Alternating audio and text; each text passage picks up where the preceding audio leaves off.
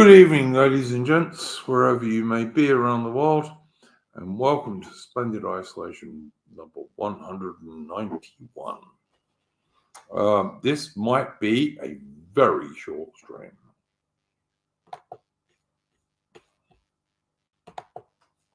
Maybe around. Oh, let me do my boomer shit.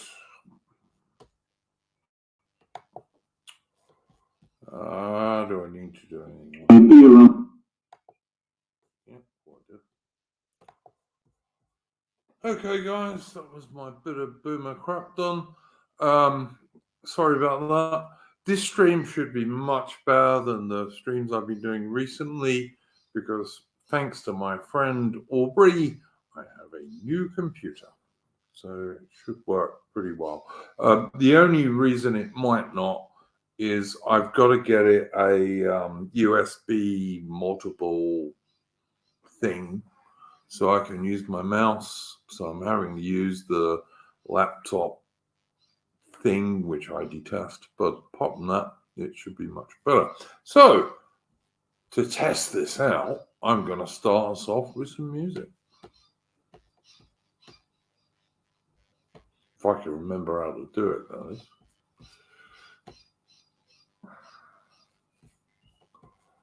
Let's see. Bum, bum, bum, bum, bum. What do I do? I'm trying to remember how I did this now. I think it's that one. Yep, I think it's that one. There you go. That's the one I want. Let's see how well this works.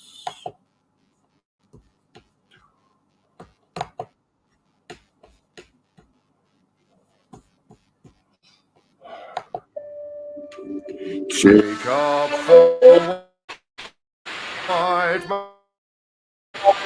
man's burden, send forth the best ye breed. Go back exile to serve your captives need, to wait in heavy harness on flooded folk and wild. Your new God's sullen peoples have devil and have child.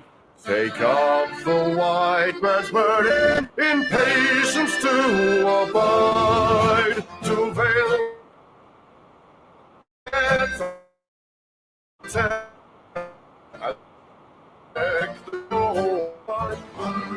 times they claim to see your brother's profit and work another's gain.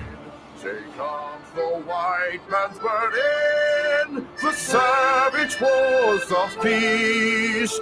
Fill full the mouth of famine and bid the sickness cease. And when your goal is nearest, the end for other sword, what's love that hidden for leaving all your hopes to the cause.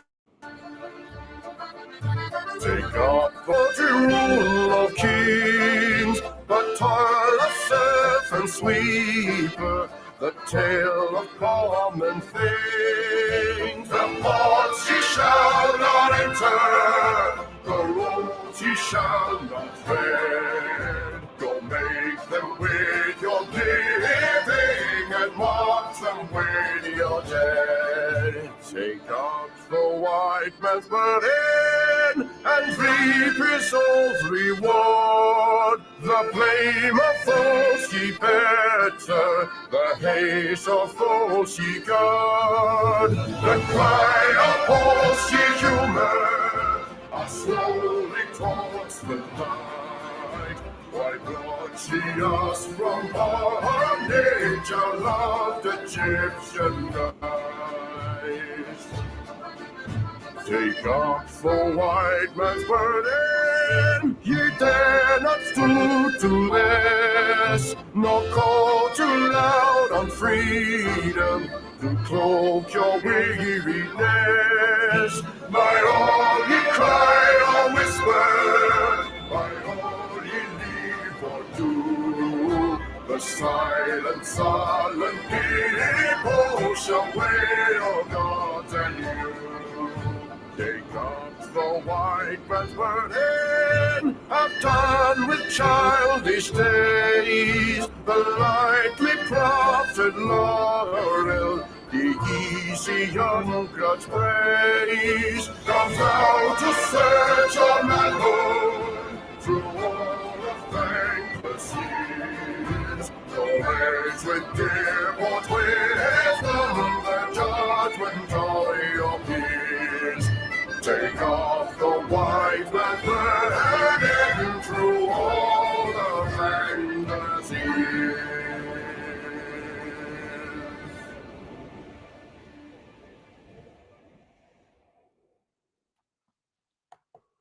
Right. There we go. Okay. Not sure what's going on here. There you go. Okay, guys. This might be a very short stream because I don't seem to have any guests tonight. And I'm getting woman problems in the background, which I'm sure many of you will have experienced. But yeah. Oh, there we go. Here's Mitch. Good, Mitch. How are you going? Same old, same old. As always.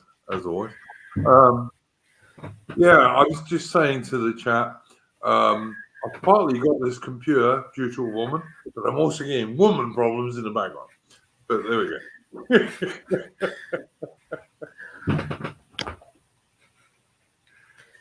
Just that.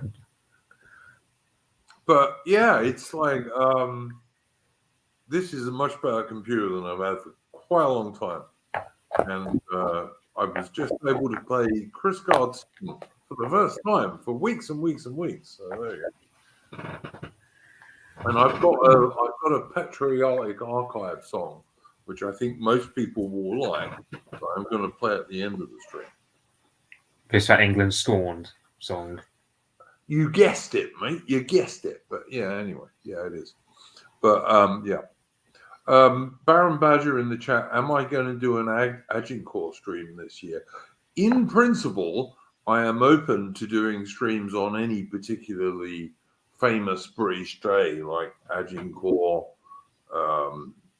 obviously Trafalgar, Waterloo, any British battle you care to name, really. But people need to suggest them, and I need to be able to get at least one guest to come on. So yeah, if I can get a guest, I'll do an Agincourt Day stream for sure.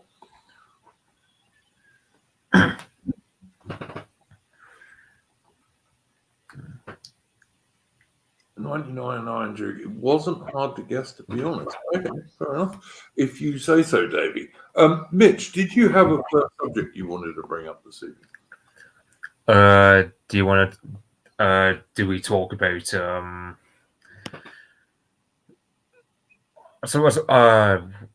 I don't know where it started, but the whole thing about you got Robert Jenrick in the Tory Party, who's practically saying stuff like he supported the first two stages of re-migration, pretty much, like saying he wants to send all the illegal immigrants back, whereas Farage has been a lot more cautious about this.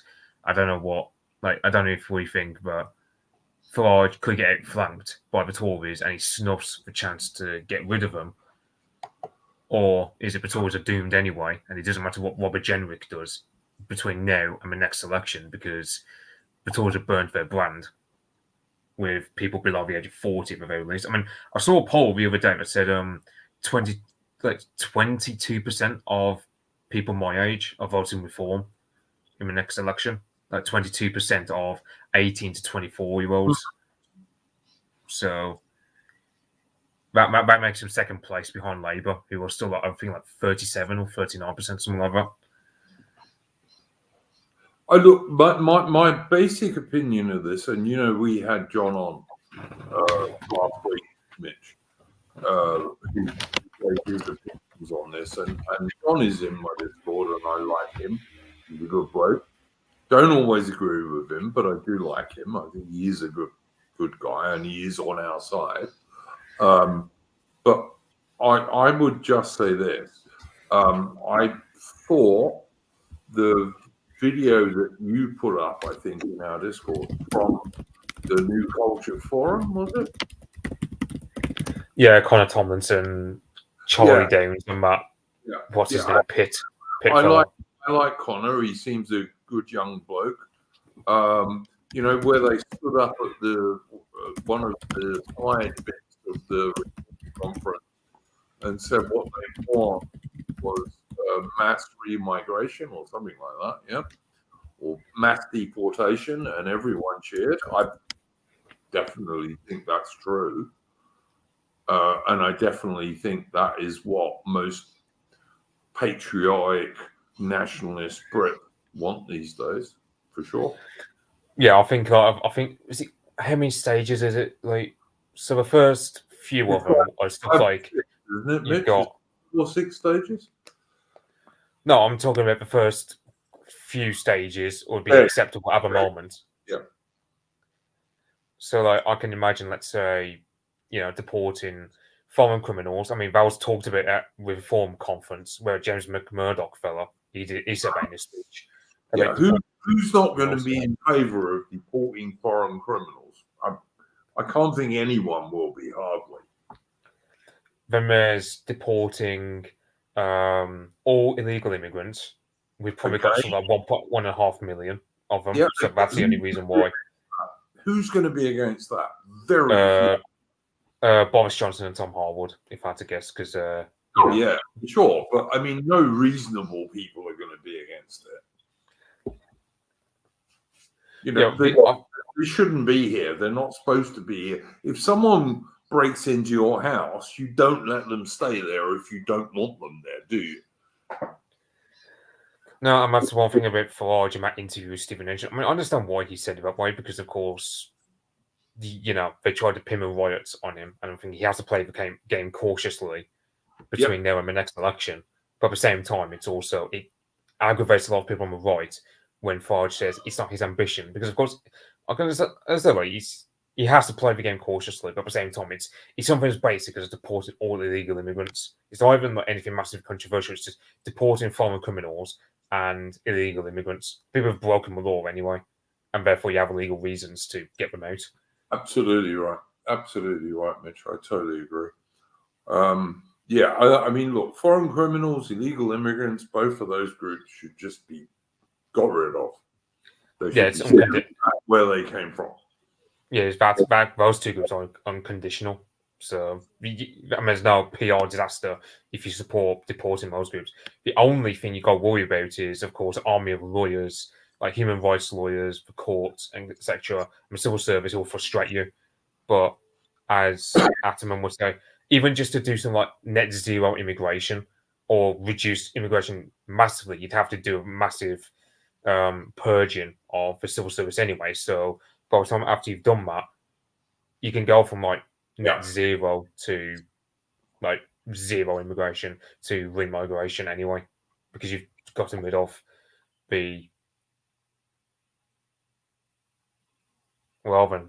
that's him gone. I don't know. I thought boomer tech issues would have dissipated by now, but yeah, can't wait for him.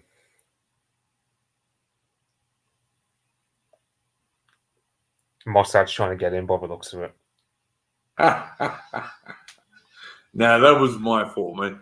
It's because I'm using the one thing I can't do on this computer at the moment is use my mouse. I have to use that silly little pad on a laptop, and I hate those. I haven't used one for ages. Yeah, I thought Mossad's got you for a second there. They've been on a roll lately. No. Next week I'm going to go and buy a multiple USB thing, and then I can use my mouse and I'll be happy. But it was just that. But yeah, no, I totally agree with what you're saying, Mitch. No reasonable person thinks that serious foreign criminals or illegal immigrants should be allowed to stay in Britain. They don't. I mean, if some person breaks into your house and you find them there, you're going to let them stay? Of course you're not. Yeah. So I don't even know. Like, I don't know if we deem it. Like, is Jenrick going to be able to frustrate reform enough, because I mean there's a reason why Jenrick is doing this. He's doing this because at the end of the day, the biggest share of voters that Tories lost were right wingers going over to reform or staying at home, while Jenrick comes in and starts saying all the good stuff. And I'm thinking, I don't trust him because he's got the face of a rat and I was about going things. to say, Mitch, I was just going to say, after the last, how many years were the Conservatives, so-called Conservatives, in power? 14 or 15, was it? Like 2010 moving rule for? Yeah, 40, after 10. that time, can anyone believe anything a so-called, in air quotes, conservative says? I think the boomers will, because boomers will keep on voting Tory to the end of time. I suppose the only thing I'll get the boomers to vote another way is if the Tories just implode between now and the next election, which it might well do, because I think Sultan Mush on Twitter said best, the Tories are running out of money because the donors just don't want to bother bankrolling that bloody party, because, well, what are you bankrolling when it comes to the Tories? You're just literally reinforcing failure because they've suffered their worst electoral defeat. If they get that Kemi Bad Enoch or Tom Tugendhat in charge, which is the preferred outcome, the Tories are done for in most scenarios. Jenrick, if Jenrick gets in, they might get some life in them.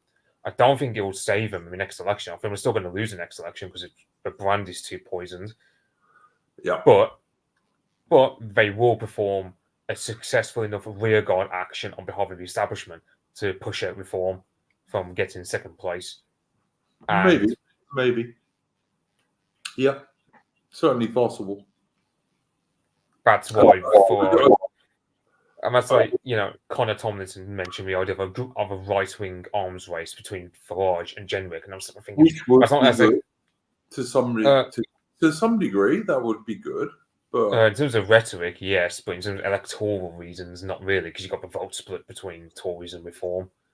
And if Farage is only talking about deportations, let's say a month from now, then people will try and claim, oh, he's only doing it because Jenrick has started talking about it. So I don't think that will work. I think that Farage is a famous enough politician that won't work on him, given that most people don't know who Jenrick is, whereas most people do know who Farage is. So I don't think that would work in practical politics terms. I just think that, what some of the younger dudes like Connor and what have you were saying on that stream from the New Culture Forum about, reform needs a youth wing. It does. I think it does. I think it needs to encourage young people to join it. Absolutely.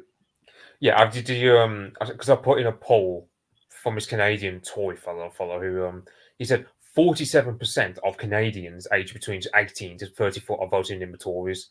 Now, the Canadian Tory party isn't really that good, but the fact that the two main left-wing parties, the Liberal Party under Trudeau and the NDP, were basically the Labour Party for Australia in terms of the Corbyn type.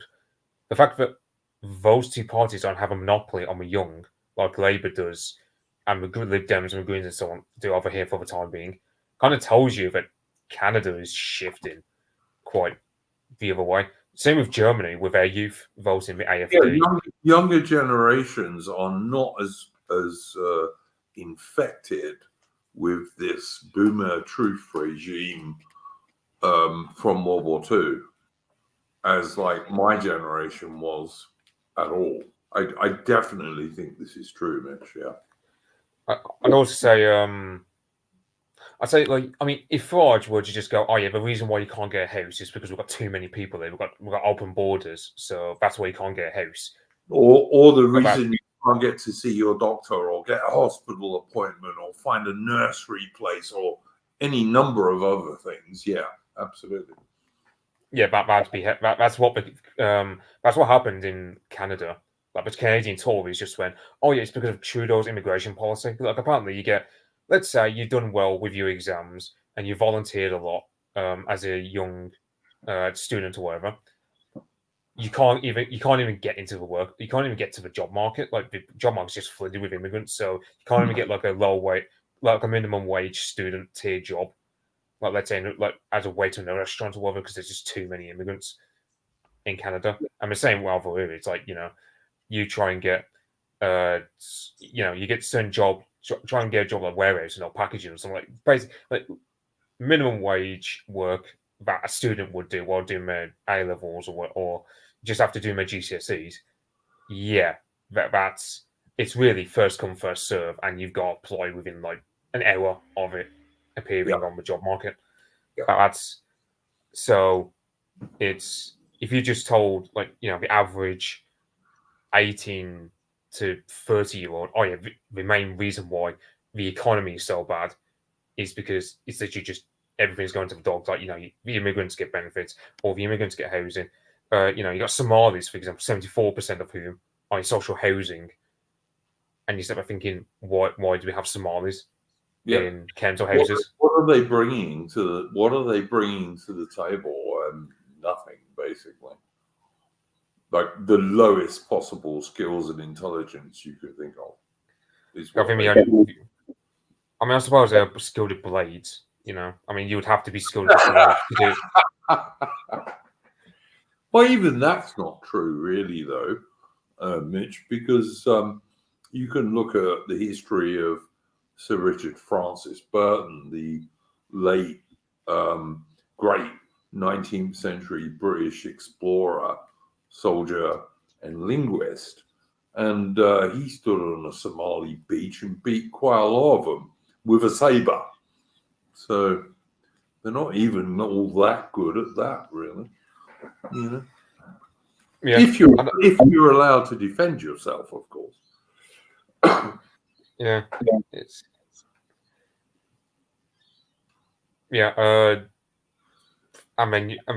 other stuff like, I don't know. What's it like? The NHS has got our managerial issues, but the fact is, we've got. I think it's something like 80% of malpractice cases in the NHS are migrant doctors. Yep. The biggest group let me just check this, Mitch, because I know I put this on my Twitter recently.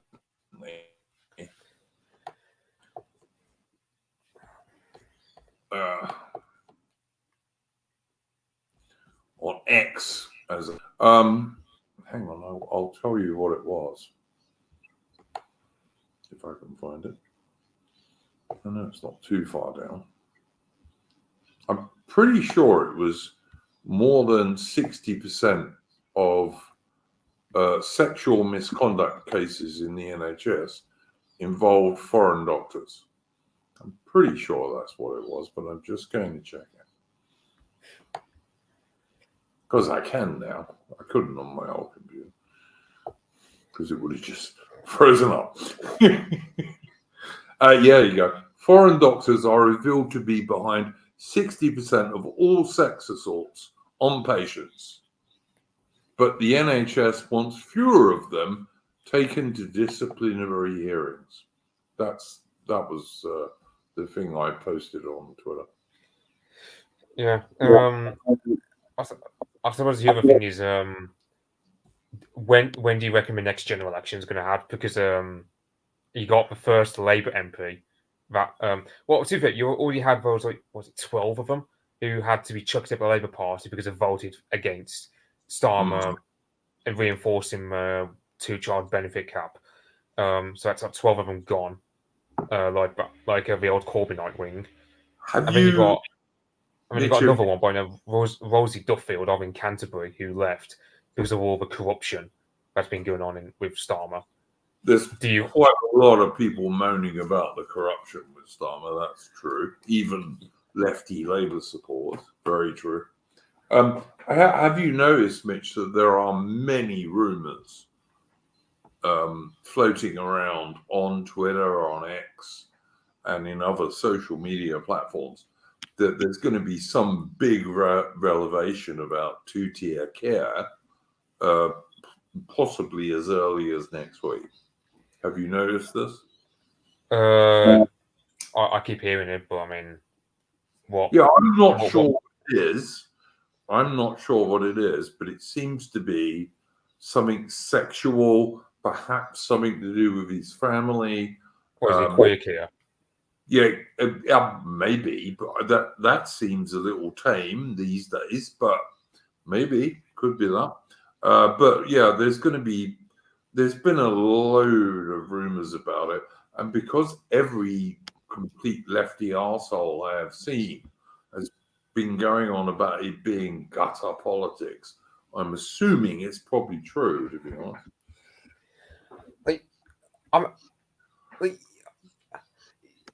Everyone, I think I don't know how many people in our circles said it, but there are plenty of people on Twitter saying, oh yeah, within a couple of years, Keir Starmer will be the most despised prime minister of living memory. And he's managed it in just a couple of months. Yeah, I just don't. I mean, it's like apparently 20% of Labour voters who voted for Keir Starmer in the last election now regret their choice. So that's like 20% of. So what's 20% of? Yeah. So 4% of the population have now dropped off from Labour now, because of course you got to think 20% of the population voted for Keir Starmer in the last election. Yep. But then 20% of that. So that means 4% of the voting public. The vast majority of Brits are not very fond of Keir Starmer and never were. So yeah. Well, I mean, the only reason he won was because he just happened to not be the Blues, like happened to not be the Tories. Happened to be the so-called Conservative Party. Yeah, absolutely right. Yeah, and he said the thing. I don't even know what. I mean, do we think that? I mean, it depends on what happens with the next election. Let's say, for argument's sake, we get an election a year from now. It's not it's overwhelming a possibility we get an election in the next year, because I mean, the Labour Party is imploding on itself in terms of all the corruption. I think it's very unlikely Mitch will get one within a year, but I think we'll get one quicker than 5 years. Let's put it that way. I don't see Labour lasting 5 years. I really don't. Yeah, and it's oh yeah, did you see? I think it was so you had one of his Labour MPs. I don't know if she's a minister, but I know she's like higher up. Bridget Phillipson, who's the MP for Sunderland, she's got like a Geordie accent, and she was asked, "Oh well, why did you accept these Taylor Swift tickets for your kid?" And he's just like, "Oh well, my kid wants to." And so the entire interview was her just literally throwing her kid under the bus just to cover her corruption. And I think that Dan fella from Lotus, he said best, like, if you turn up the volume a bit, you can hear like the bus squealing as it just ran over a kid. Yep. It's pretty much what Starmer did with his son over his the flat he lived in for months and months and months, owned by the gay Muslim Ali dude. So yeah, 20 grand he gets to have for his son to study his GCSEs, but don't you dare ever go to private school. You almost go state. I'm thinking, and also it's just. I think the main thing is like they just say, "Oh well, we declared it." Like that's an excuse to all the corruption. Yeah, well, we declared it. A bit of it, Mitch. More usually, what Labour does is declare a bit of it. Like that Lord Ali guy has a company in the British Virgin Islands. Now, I've been to the British Virgin Islands. It's very beautiful, by the way. I went on a yachting holiday there, but not because I paid for the holiday, but because I was running the holiday. Okay. It's lovely, but Lord Ali did not declare all the money he was making tax-free in the British Virgin Islands. What a surprise. Yeah, I just don't see how I mean, I'm looking at this Labour Party. I mean, I suppose it depends on what happens between them in terms of local elections and Senate elections and all this. Because I'm thinking Reform have got a really good opportunity, and yeah, Homeland Party seems to have had a good conference. By the looks of it, I mean, let's face it, Homeland Party. Homeland Party are growing. They are, and I'm Yeah, like, if I was Nigel Farage, I'd just think to myself, okay, Homeland Party are growing. The one of the possible leaders of the so-called Conservatives is trying to pretend to be a bit more right-wing. I think Nigel Farage has got to be a bit braver. I really do. Yeah, that's one problem he's got. But then again, at the same time, it's also you think he's born in '64, so that makes him a boomer. There are certain things I don't think he'll cross a Rubicon over. That doesn't mean like he's completely useless. I just think He's a year younger he's than not me. gonna. Mitch, he's a year younger than me, and I'm not a boomer, all right? And I've got to say this. Farage has got one of the best political senses in Britain. The thing is, the lefty mainstream media and the vast majority of the British mainstream media, whether you're talking about television, radio, or print, is all really lefty. Like even traditional conservative newspapers like the Times and Telegraph, they're no longer really at all conservative. They're just not.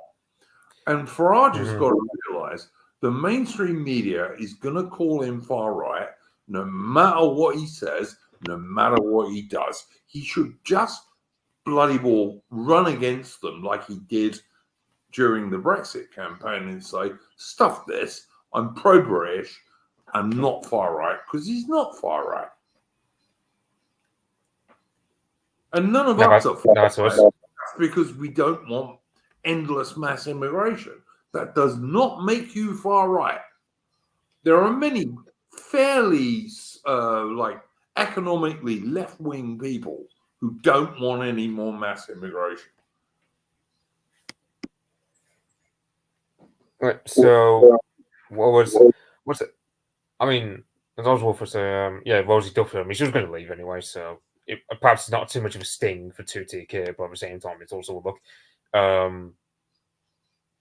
I mean, the Labour Party. I mean, I think John said best. The Labour Party is going to lose big time in the local elections. The Tories, I don't think they're going to gain much, if at all. No. So that just leaves a massive gap open for Reform.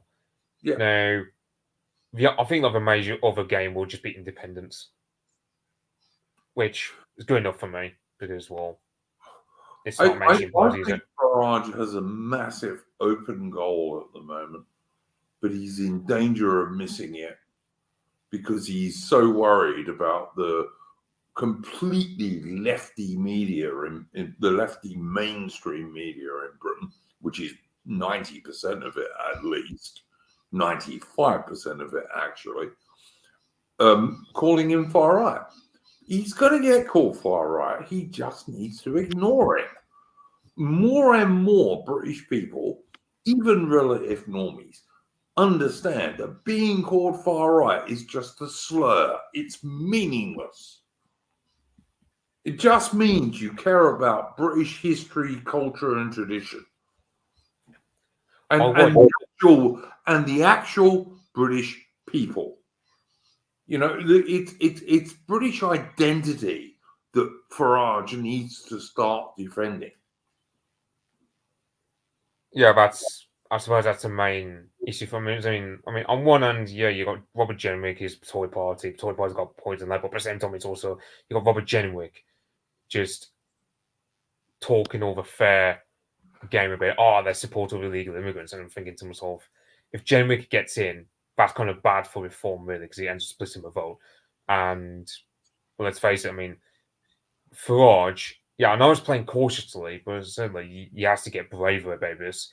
I mean, then again, I mean, how many local branches was it since? Because he said in his speech, 245 local branches. He said he set up.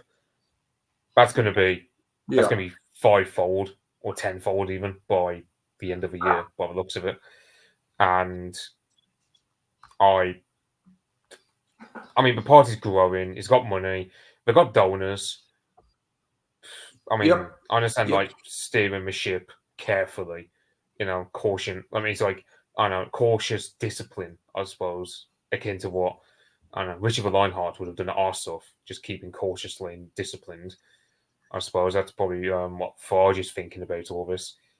Keep a gunpowder dry for when it's local elections or when the inevitable general election comes, because I'm thinking, well, there's no way this government's lasting 5 years. There's no way two-tier here. Like, it's like, apparently, and I think it was Connor Tomlinson who said Angela Rayner doesn't expect to still be in a job in a year's time. Like, so she might do some sort of coup attempt against Starmer like 9 months in, because the only reason he had her along was because he wanted to shut up some of his more Corbynite wing, because Angela Rayner seems to be more that way. I mean, if they want political retard, I mean, I suppose you've got Ed Miliband to go to war with the bloody Falklands over drilling oil in the South Atlantic. Cool. So, I well, would be in favour of doing that, by the way. But yeah. Well, the problem is Ed Miliband is going to war against the Falklands for wanting to dual said oil. So I don't know who will win. Oh, well, of course he is, because he's lefty. What's the word? He's a lefty liberal scumbag. Of the same type that runs America, of the same type of Keir Starmer or Rishi Sunak or any of these people. Because one of the reasons they're against traditional energy is they want to make Western people much poorer, because that will enable them to make the West just as much of a shithole as the third world, especially when they are importing most of the third world into our nations. I mean, I think that's the truth of it, mate. Well, yeah, it's like because this is the segment where it's literally they want to bleed us dry. So they want to put 15 pence per mile you drive. So they're going to tax you for driving a car. But then if you try to move house, they're going to tax you for that as well. So it's literally, so we're basically going to be in a position akin to fucking serfdom in like 1800 Russia, the way we're going in terms of the taxes. Or like probably 1200 England, they want to turn modern Western people into 21st century serfs. They do. That's the whole point of living in a pod, not eating any meat, not being able to travel locally, not being able to travel overseas. This is the whole point of net zero and this whole thing. I mean, as far as I'm concerned, this is really obvious these days. Well, but the thing, though, is, I mean, it's like, who would say this, AI or something like that? Because, I mean, the whole thing is the regime has to have, like, I don't like using the word regime these days, but I suppose, for lack of a better term, I have to use it. They need legitimacy to do what they do. Now, Keir Starmer's already sitting on a house of cards, like a very fragile throne he sits on, and he's already got a fifth of his voters who are saying we're not going to vote for him in the next election. I'm thinking, so we all know that in the next election he's not going to win, or if he does win, he'll do so by the skin of his teeth, because I mean he'll be winning on far fewer votes than he did this time. I don't think he's us in hell of winning the next election, but that's just me.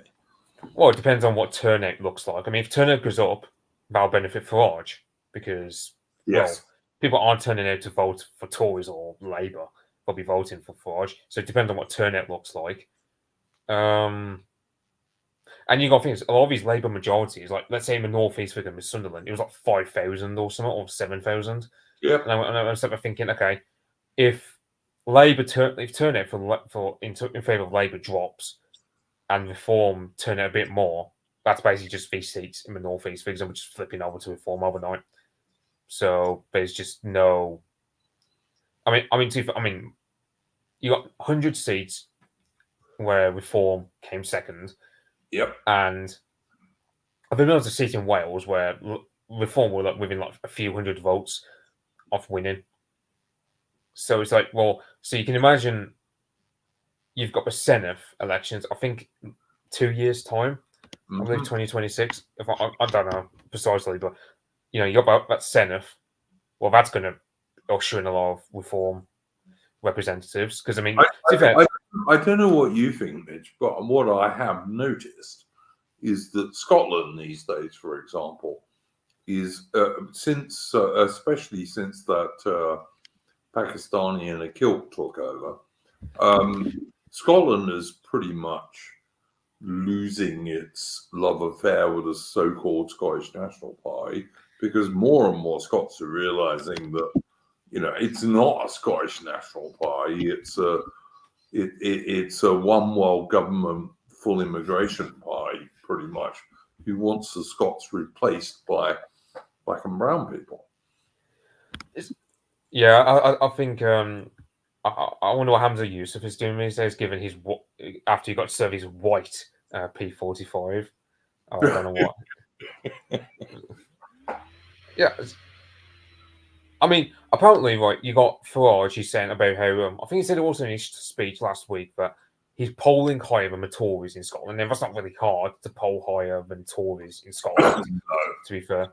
But I mean, I feel like Scotland, there's just a real wide gap for actual right-wing parties to manifest, because there's just nothing up in Scotland, is there? So I think there needs to be some sort of Scottish Unionist party, but whatever. Oswolf in the chat says, when the grandparents die of cold, you won't be forgiven. And of course, he's talking about two-tier care.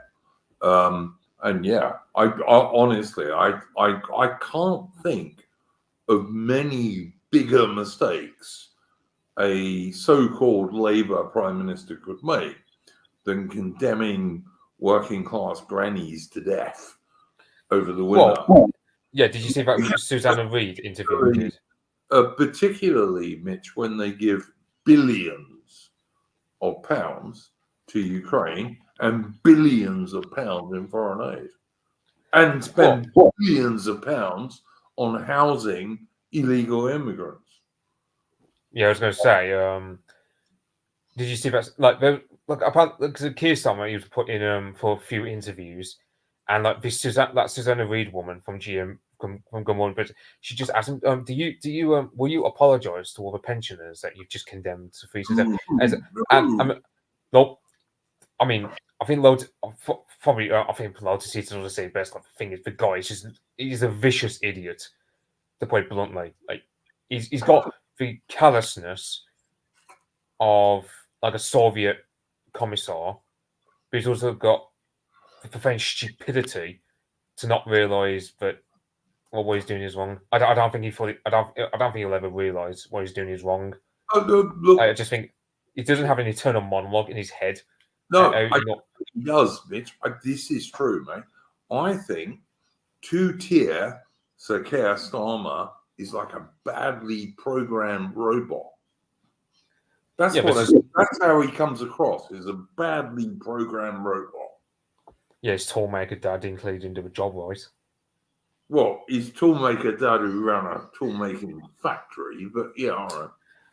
Well, I mean, you can imagine that you need tools to create that badly programmed robot that we call Keir Starmer. Yeah. The tools used to make him were defective. So I'm guessing the father. Yeah, I don't think he has any human empathy in him at all. He just doesn't get it. He flew over recently to America to talk to the senile nincompoop Biden. And he had these plans in his hand to go and use long-range British and American missiles on Russia from Ukraine, right? Luckily for all of us, the American Ministry of Defense said to Biden, you can't do this. Yeah, what did it? We'll all get incinerated in about 2 weeks, we'll all be dead. Yeah, what did it tell? Yeah, what did it tell you that like a paedophile suffering from dementia has more sense in him than two-tier Keir? Yep. Well, I don't think he does. I just think Biden is so senile. He doesn't even know what day it is. But okay, and he's got more sense than Keir Starmer. So yeah. What's that say about Keir? But the people who run the American government, luckily, had a little bit more sense because they realized, Russia has more nuclear weapons than America does. So if we actually get into a nuclear war, and when I say we, I include the Brits and the French, who have a few nuclear weapons ourselves, everyone will die. Everyone will die. It's ludicrous to even think about doing this, which of course is what the Rat King Zelensky has been pleading for in his recent visit to America. But it's just insane. It's insanity. Yeah, I suppose on one hand, I'll blame Putin in partial for that, because the fact that guys like Keir Starmer putting this forward, on one hand, Putin is partly to blame because he doesn't really retaliate against the Western powers escalating things with long-range weapons and so on. But at the same time, it's also, well, look, Keir Starmer, as a vicious idiot, I think he's got the callousness that of a Soviet communist, but he's also got the fucking idiocy to not realise he's doing something wrong. Like when he's interviewed by Susanna Reid, do you want to apologise to us pensioners you freezing to death? And he's just like, no, the Tories put us in this mess. That's his primary concern, blaming the Tory party. Not for them is nothing to do with anything. But as I said, Mitch, we spend vastly more money on overseas aid, on money we're giving to Ukraine, which is totally wasted because Ukraine's lost that war already, and on all sorts of other things like the crazy net zero policy, which makes no difference to the world's climate. Britain reducing its thing to net zero makes no difference to the world's climate, literally none. But we spend billions on all these things, and yet we'll let Granny and Granddad freeze to death over the winter because don't forget, Obama says so.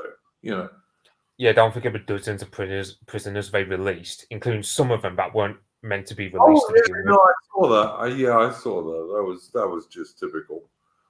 Some of them they haven't managed even to get back, but yep.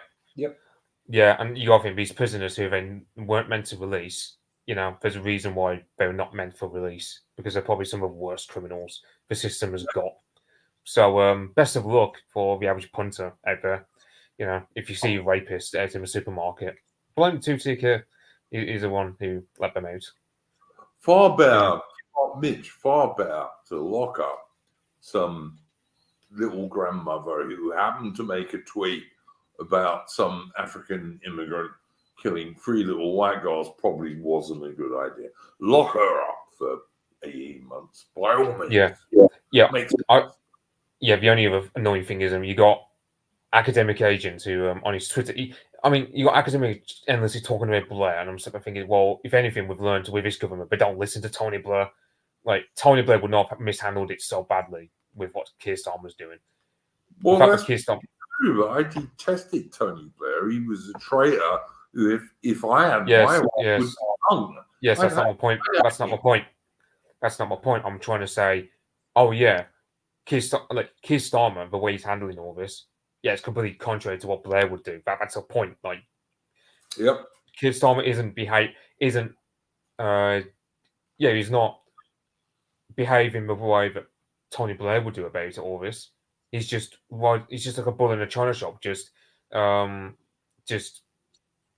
disregarding any common sense, just pointing a big middle finger to the working class, to the average public who don't want to feel like as though they're rapists walking among them because the Labour government saw fit to release them, but don't want to have to worry about paedophiles not getting proper sentences like Hugh Edwards.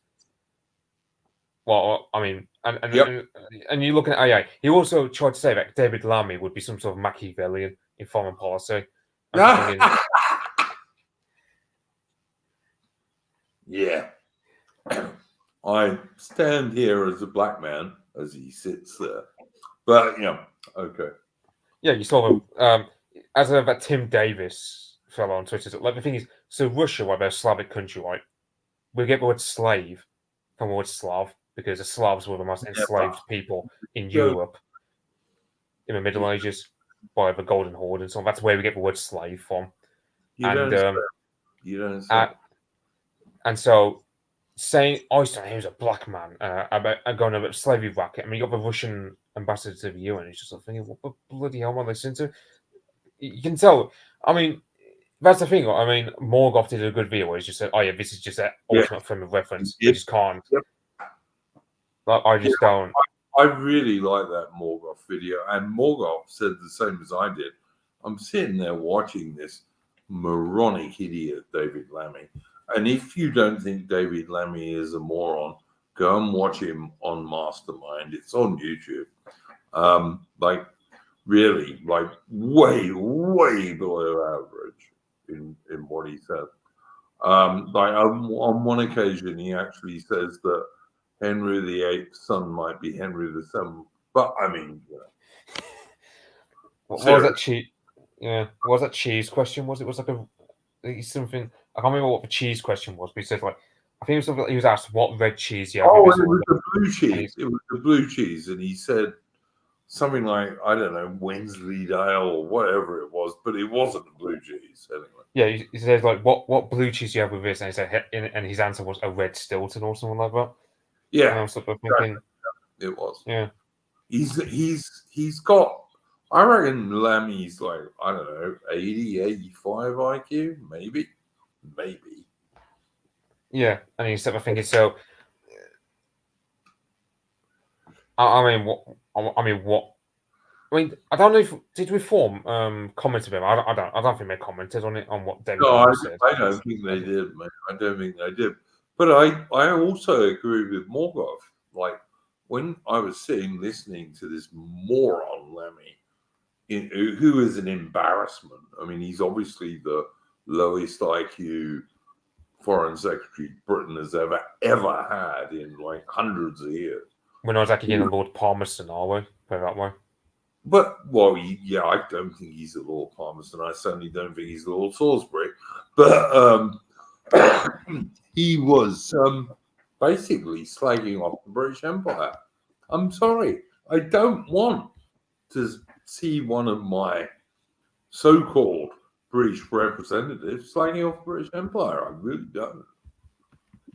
Don't want to see it. Get fucked. Yeah, and it's another thing that Keir Starmer was because that Sue Gray woman, which I don't really know too much about, but Lady of Shot basically doesn't like her because of something in Northern Ireland. New Starmer is paying a higher salary than he gets, isn't it?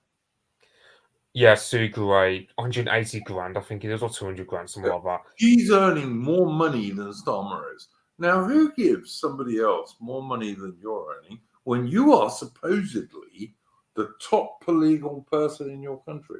Don't you find that strange? I know, like, AA kept talking about the Sue Gray woman a lot, basically saying, oh, yeah, they're going to get rid of her. And I go, yeah, they're going to get rid of her, but it's not because of, Tony Blair telling them to do it. No, they're going to get rid of her because they'll just get so much flack in the media over, but they'll just have to get rid of her at some point. It's just a PR disaster from start to finish to have that Sue Gray woman. I mean, I don't even know anything about her. All I know is that she's just an emblem of all the corruption that's going on in 10 Downing Street. Which I think is huge. Like, I think the Labour Party is so corrupt, it's unbelievable. Castrion is saying, is David West African? I presume when he says David, he means Lammy. No, he's not. He's Caribbean, I do believe. Like, there was a war Lammy was talking about in his ridiculous UN speech that I don't even know what war that was, to be honest. Yeah, David Lammy, right? So he often said that, so David Lammy often talks about how we needed the Windrush migrants, and his father was Windrush. You want to know what job his father was doing that we so needed him here? God knows, but do tell. Taxidermist. Oh my God, we needed stuffing, that's for sure. Yeah, okay. Yeah, well, thing. Yeah, whatever would we do without these Jamaican taxidermists in 1950? I mean, most of them ended up being like bus drivers and that sort of shit. I mean, you know, obviously they all died in the war, you know, but whatever.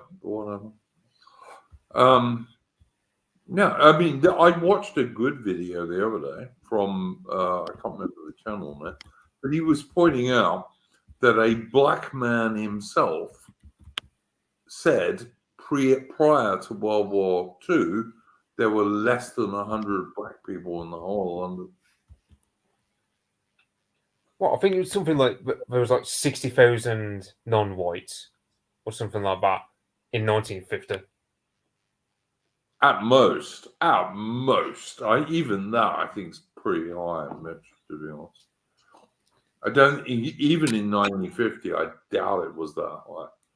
But in London, prior to World War II, London, Greater London, which was the biggest city in the world at the time, had less than 100 black people. But Jude, don't you know that black trumpet player from like Henry VIII's time? Like, you know, that black man back in the Tudor era. Therefore, black people have always been here, apparently. Yeah, the one that Henry VIII had, because it was like a unicorn or something like that. Yeah, absolutely.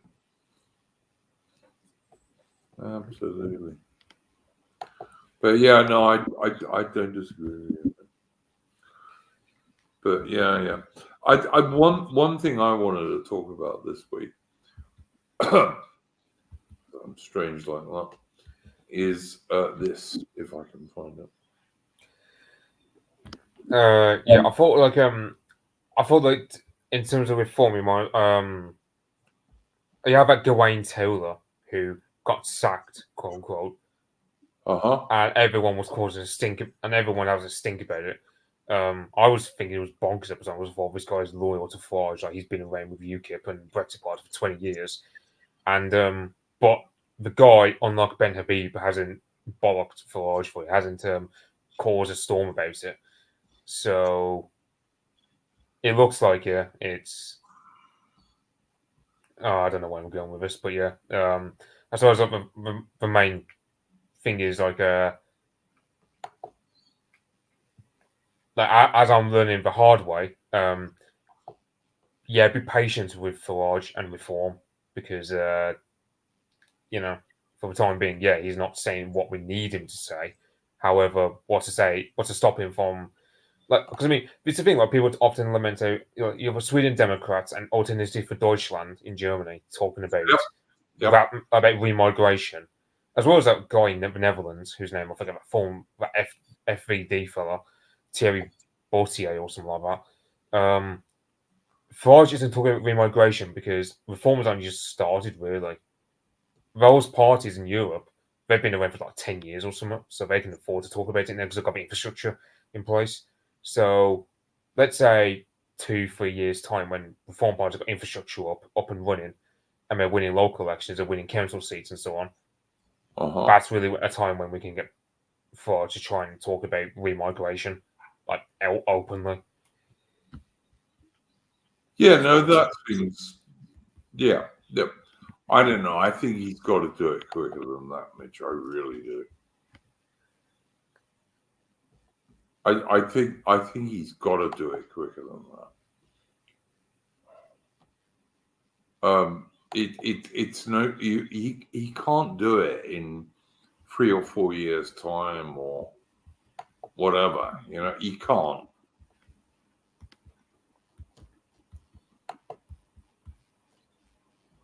Okay, let me see if I can do this.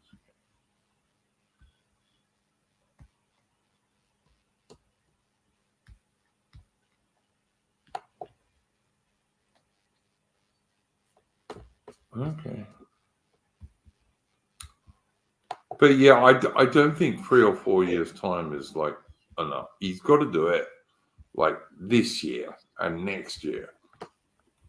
I don't know what you think about that, but I just think he has to. I'd say I'm learning a bit slowly the hard way. We gotta be patient. We just gotta, for lack of a better way, we've got to trust the plan for the time being and see what. Because Farage is yet to. Perhaps it's too bit premature to cancel him off, unlike other people. Oh yeah, no, look, Yeah. I'm not doing that. I'm just saying. David Smith I and think Farage is a traitor. Forget about it. Yeah, I don't think that's true. I think that's a ridiculous thing to say about Farage. I don't know what you think, Mitch, but well, I I think agree. I was going to agree. So what he's not a traitor. You mean? Because I don't think he is. yeah, but yeah, I was always going to argue against him. That's what I'm saying. I think he's too cautious.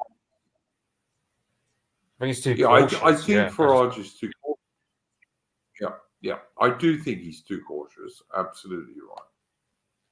But he's not a traitor. I mean, that's crazy, isn't it?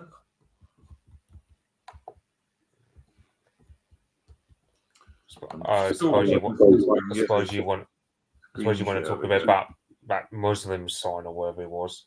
I don't know what to say about it. Mitch, do you know how to put that sign on the screen? Because I can't work out how to do it.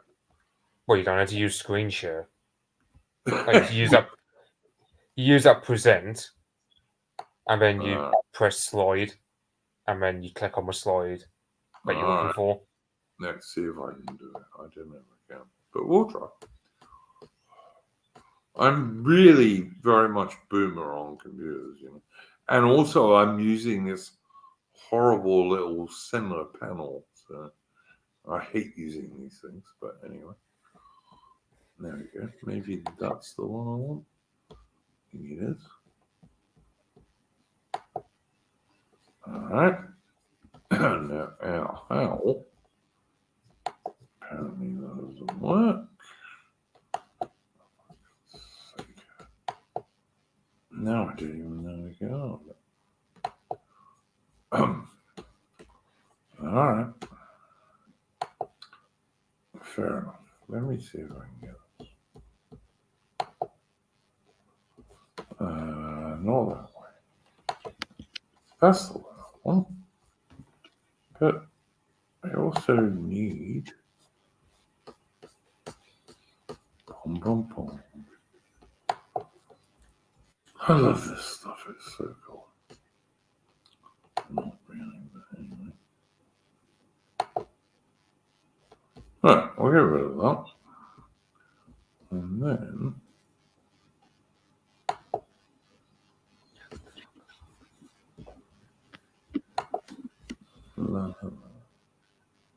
Now. No, come on. That's got to be easier.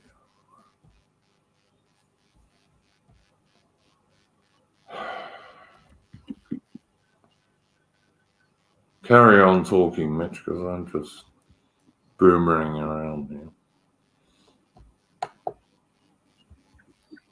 Weirdly enough. Oh my god. Why?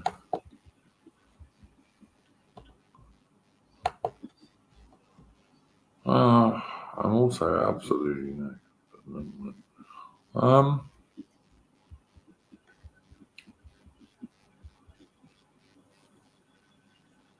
I don't want to do any of this. So why can't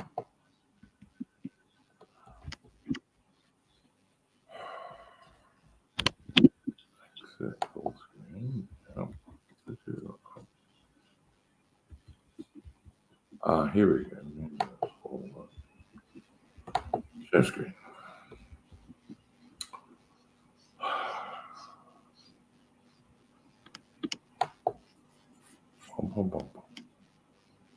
Dead air, boys. Sorry. My fault.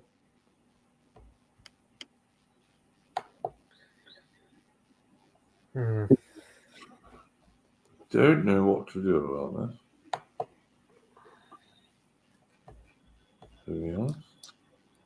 Alright. I think I'm gonna By the time you get this stream up, is Keir Starmer going to feed the sausages before he get back I Muslim? think, right? I think he will have. Yes, I absolutely think he will have. Yeah, no, those very kosher sausages, eh? All right, I'm vegetarian.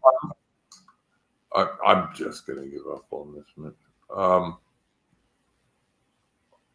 I can't do it, especially not with using this little middle do-green nonsense. Anyway, I'm going to give up on it. It's easy enough to explain. It's easy enough to explain. I was on Twitter the other day, and I saw this dude who posted a comment, which I reposted, and it's a sign with two dogs counseled in it, and it says, please be courteous to your Muslim neighbors. You see that, Duke? Hang on. Sorry, mate. I was reading the damn sign. Oh, there you go. You've got it, mate. Thank you very much. There you go. That's the sign I was talking about, guys. But yeah, it says, please be courteous to your Muslim neighbors. Many Muslims live in this area, and dogs are considered filthy in Islam. Please keep your dogs on a leash and away from the Muslims who live in this community. Now, I saw this, and I like all dogs and a fair number of humans, and I just pointed out, that basically dogs were in England and Britain thousands of years before there were any Muslims here. Like thousands of years before there were any Muslims in England or Britain, there were dogs. And British people like dogs, love dogs, have always liked and loved dogs. And it's part of our heritage and our history and our cultures. It's a British cultural thing that we like dogs. And you know what? Any of these Muslims who don't like dogs, it's always open to them to jump on an aeroplane and go home to wherever they came from in an Islamic country where they can be cruel to dogs as they always are in Islamic countries. They shouldn't attempt to get away with it in our country.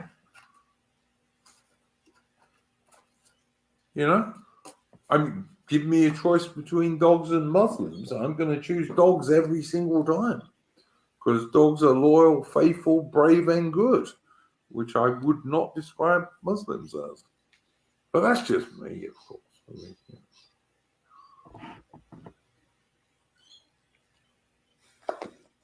Don't know what you think, Mitch. Well, I prefer if Muslims, weren't marrying their cousins and costing me just billions in incest of with their incest-born babies, for example. But that's too much to expect from them, Yeah, it's just insanity. As I said, dogs were in Britain many, many thousands of years ago, whereas basically there were no Muslims in Britain until, I don't know, maybe 50, 60 years ago, something like that. Pretty much. I think there's only before mass immigration, it was there was a mosque built in 1894. Okay, so that's probably 1894. Let's say for argument's sake, I was wearing Quilliam, I think it was, or whomever it was, built the first mosque. There would have been 50 people using it at most, but yeah. Oh, I think it was more symbolic, more than anything. Probably for sake of a foreign ambassador, someone, I don't know, Saudi Arabia or whatever. I don't know. That'll probably be what it's there for, more than anything else. Purely symbolic. Yeah. Yeah. And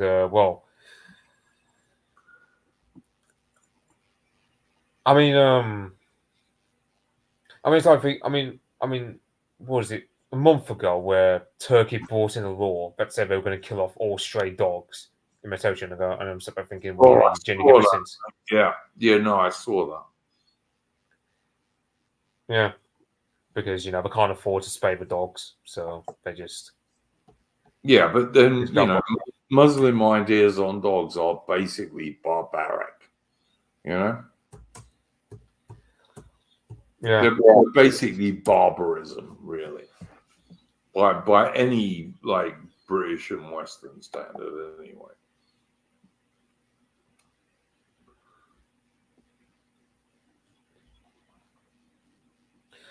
large black dogs are more offensive to them. Why? So what? Do I just get a Rottweiler if I live any close proximity to Islamic population? Careful what you say. YouTube is not free speech, boo. It's not a free speech platform. So you got to be careful what you say. Black German Shepherds are the best dogs. I also have Border Collies were the best dogs. I'm just going from my own personal experience. Yeah, then you've got Staffies. They're good around children. Especially when Staffies are great dogs. Yep. Often called nanny dogs because they're so good around kids. Yeah. I had a nice old lady friend when I used to live in central Melbourne, and she had a lovely Staffordshire Bull Terrier called Sasha, and she was a girl dog, obviously, and Sashi used to get dressed up in silly costumes at Christmas and stuff. I used to feel quite sorry for Sashi with reindeer horns and all this kind of stuff. But yeah, she was a lovely dog. And I always used to take her treats at Christmas and stuff like that. But yeah, Staffordshire Bull Terriers are called nanny dogs because they're so good with kids. And people think they won't be because they've got the name Bull Terrier, but they're nothing like American Bull Terriers. And the same also, by the way, applies to English Bull Terriers. English Bull Terriers are not vicious dogs at all. They're very good, brave defenders, but they're not vicious dogs, not at all.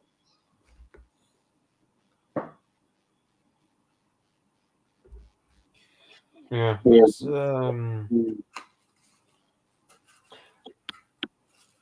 I don't know. It's good to say. I mean, do we bother talking about what's going on with the Middle East? I just see loads of people talking about Hezbollah having its leadership annihilated by Mossad, including AA for that matter. And I'm thinking, I didn't think it was a massive topic, but everyone's talking about it. So do we just briefly talk about it for 5 minutes, just talk about how? Yeah, if you want to, Mitch, go for it, mate. Go for it. Like, I don't really know too much about it. All I know is Mossad is just running havoc all over the Middle East, just assassinating Iranian Revolutionary Guards or Hezbollah and Hamas commanders because Iran just won't retaliate.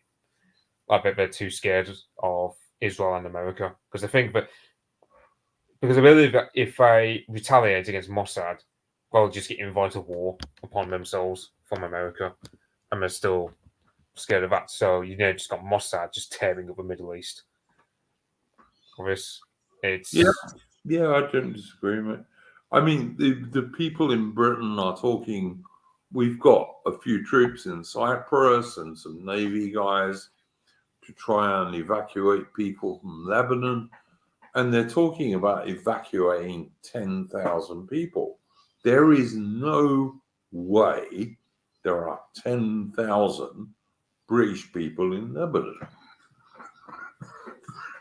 It's like, I mean, Lebanon. I mean, what? I mean, beg your pardon. There might be 10,000 British passport holders, but not 10,000 British people. Well, I'd have to ask who would want to live in Lebanon to begin with, because the country is always just a permanent state. Have always been a battlefield between Israel and whoever wants to fight them. You've got Yeah. Gaza, same. It's like Hamza Yusuf having apparently in-laws in Gaza at the time that Israel happened to invade the place, and there's a big stink about that.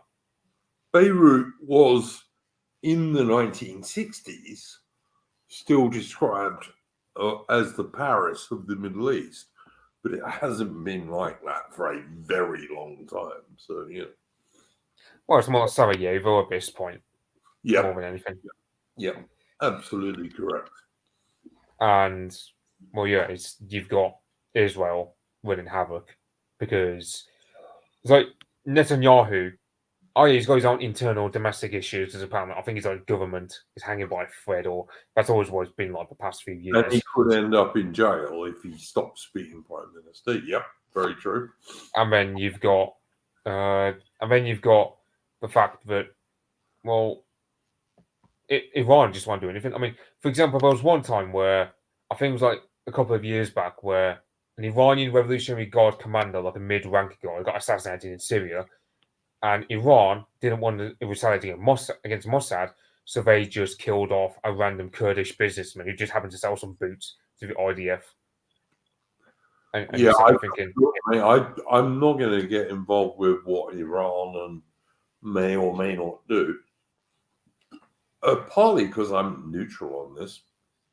Like, to some degree, I don't care how many Zionists and Islamists kill each other. I really don't. To some degree, it's got fuck all to do with Britain as far as I'm concerned. But you have to admit that Israel is going around at the moment like murdering very large numbers of women and kids. It just is. But Israel's the only country in the world, apparently, that can get away with that. And America and Britain and everybody just says, yeah, no, it's all right. Well, yeah, there's a thing like Israel, on one hand, they can do it with impunity, because on one hand, you've got Israeli interests in America. Well, then you've also got the fact that huge Israeli interests in America and huge amounts of Israeli controlled money going to American politicians. Yep, absolutely true. Yeah, then you've got the fact that no one retaliates against them. Like you got Iran, Hamas, and Hezbollah. Well, Hamas is getting the absolute hell kicked out of them in terms of Gaza. Hamas is, yeah, absolutely, and even more than Hamas, it's Palestinian women and kids who are being slaughtered by the Israelis in Gaza. That's true. But on the other hand, the other guys, Hezbollah in southern Lebanon, are a different story.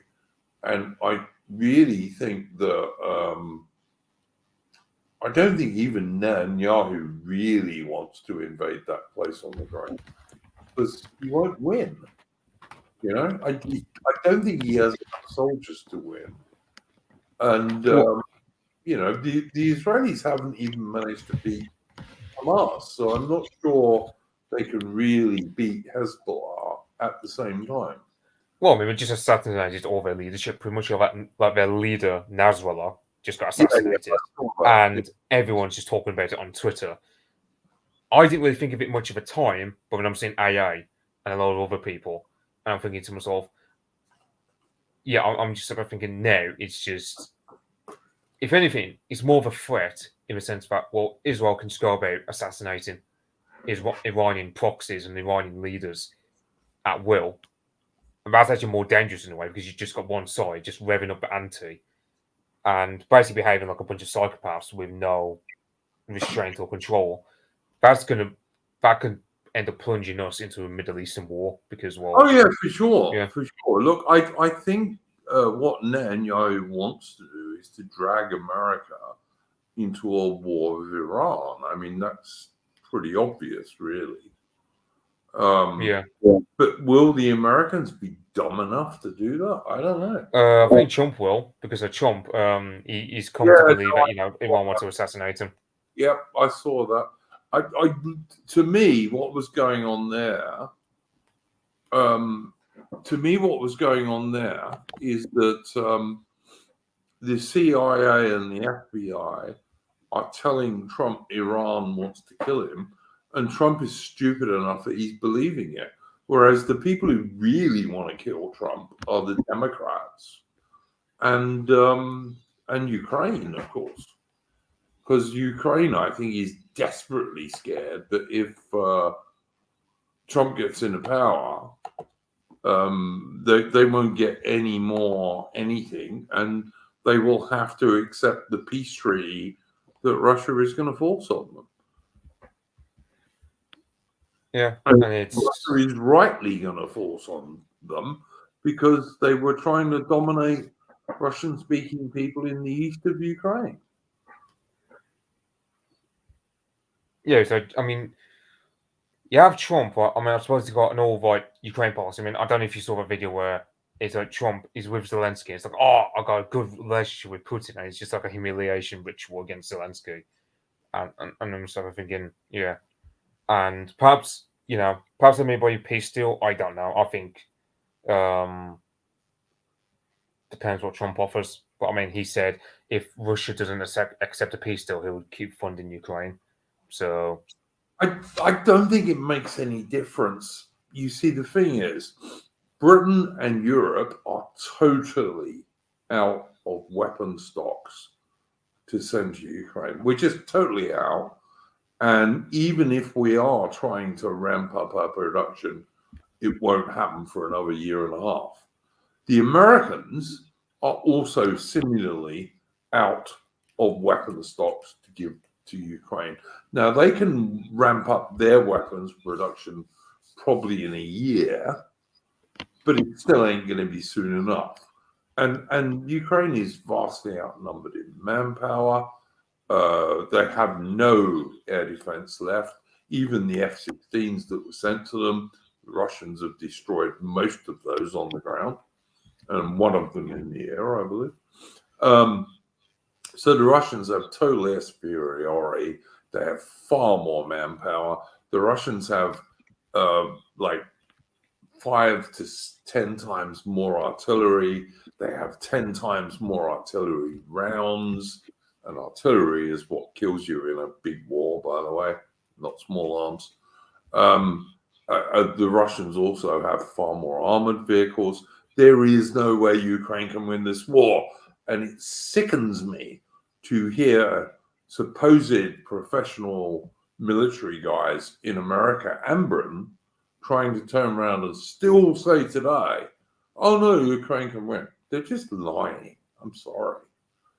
They're either the biggest morons there's ever been, like they're even lower IQ than David Lammy, or they're just lying. And I suspect it's the latter for the most part. There's no way Ukraine can win this war. And the West can't give them enough stuff to do it. The Rat King, Zelensky's last thing was to try and get the West to actually send troops there and start World War III, where we can all get like basically annihilated by nuclear weapons. Because you've still got mutually assured destruction. It doesn't matter who starts it, who goes second. If Russia and America and secondarily Britain and France get involved in a nuclear war, everyone will die. Or as near as everyone as it won't matter. Yeah, I don't see realistic scenario whereupon Ukraine wins the war, but at the same time, it's also, well, you can't blame the hubristic attitudes that we have in the West at some point, because you got to think Russia's still bogged down in eastern Ukraine. Oh, yeah, sure, the Russians are winning, but I mean, the slow pace of it just kind of tells Western leaders. Mitch, this is the thing. You see, I don't think that Putin and Russia want more than Eastern Ukraine. I think they want Ukraine up to the Dnieper River, and they maybe want the city on the Black Sea. What's it called? Odessa. Odessa. They maybe want Odessa, and I think that's the limit to what Putin wants. And I think the Dnieper River, because it's a big, very wide river, would make a good border for Putin. But I don't think he wants any more than that. He's certainly got no interest in invading anyone else. Yeah, like he's not going to invade us because he's struggling enough with Ukraine. He's not going to invade. Yeah, he Poland doesn't or have the capacity Germany. to invade us even if he wanted to, and I don't think he does. But I don't think he even wants all of Ukraine. He wants the eastern bit of Ukraine, which is ethnically Russian and Russian speaking, who were being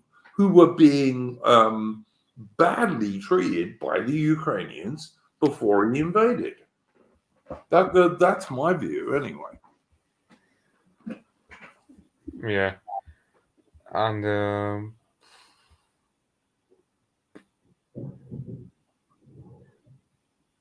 thought it was gonna be another topic somewhere. I can't find it.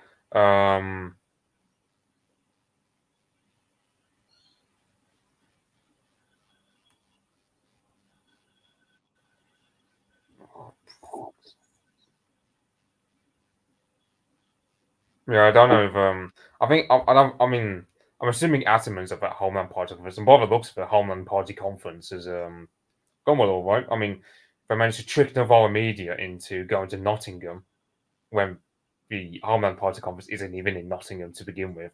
It's on the other side of the country, apparently. I don't know where it is, but and a guy called Simon Crane, or I used to know him as Cyborg back in the day. It just has a good PR man, which is often all the shitlibs protesting, like they stand up to racism crowd, cups of tea like Boris did. And well, it looks like to be just an optically amazing event by the looks of it. Like around 115 nationalists going there. Listening to, I think like those speakers from the AFD and Polish right wing party, so by the looks of it, I said like Homeland Party looks to be having a damn good conference. I think Ataman went there. I think he said last week he was going there. So I suppose next week we'll just be asking about what Ataman thought of the event.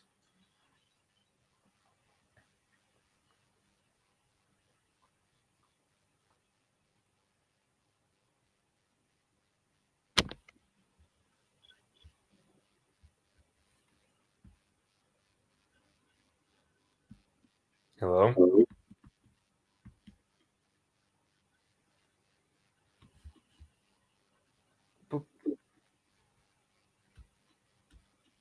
Well, I suppose I'll be only saying coming out of Duke for me is my own echo. But looks of it, I'm assuming he's going to the toilet or something. I haven't got any more subjects to talk about other than the Homeland Party's conference, which I don't really know too much about, other than it seems to have gone swimmingly. Sorry, mate, I'm back. I beg your pardon.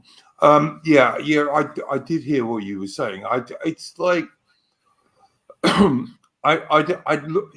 So many people who I talk to, like normies, the only thing they see on the Ukraine war is like the mainstream media. You know, like the BBC, the ABC in Australia, which is the equivalent and just as lefty. Sky and all the rest of it. I mean, all right, Sky News in Australia is a little bit more right wing, but that is the only thing they see, and all we get is like crap propaganda about how Ukraine's winning, which is ridiculous, frankly, just ridiculous.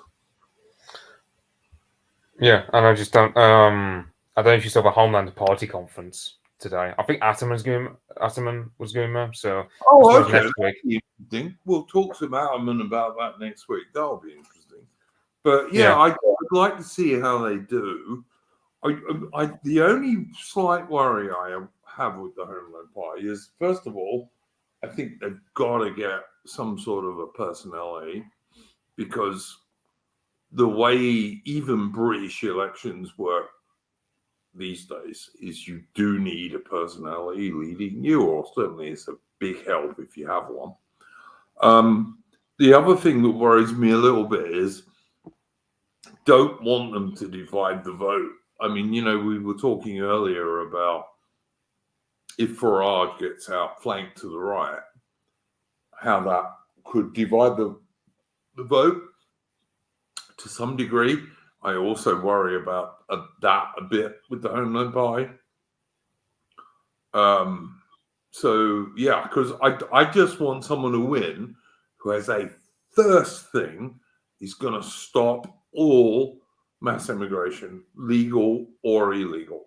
Because unless we do that, all this other stuff we talk about remigration and whatever you want to call it, you can't do that unless you stop mass immigration first, including legal mass immigration. That's my only thought on that, Mitch. Yeah, and it's. I don't. I mean, I haven't really got much to say about the Homeland Party conference. It just looks to have kind of stunning success by the looks of it. And they've had like a couple of international speakers, like one from Germany, one guy from Poland. Yeah, I saw they had an AFD guy, didn't they? And I like the AFD. They seem pretty good. Yeah. Yeah, and by the looks of it, it went swimmingly. They deceived Naval media and gave a false location. So the Naval media had egg on their face, going to bleed Nottingham and finding no Homeland Party conference there. So pretty hard though to keep doing that, I dare say. But yeah, all right.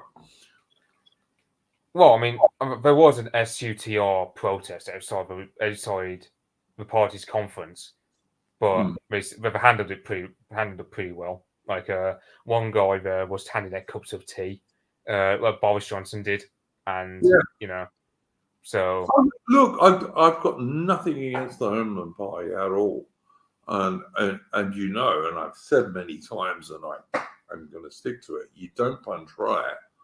There's enough enemies. You don't punch riot. There's no reason to.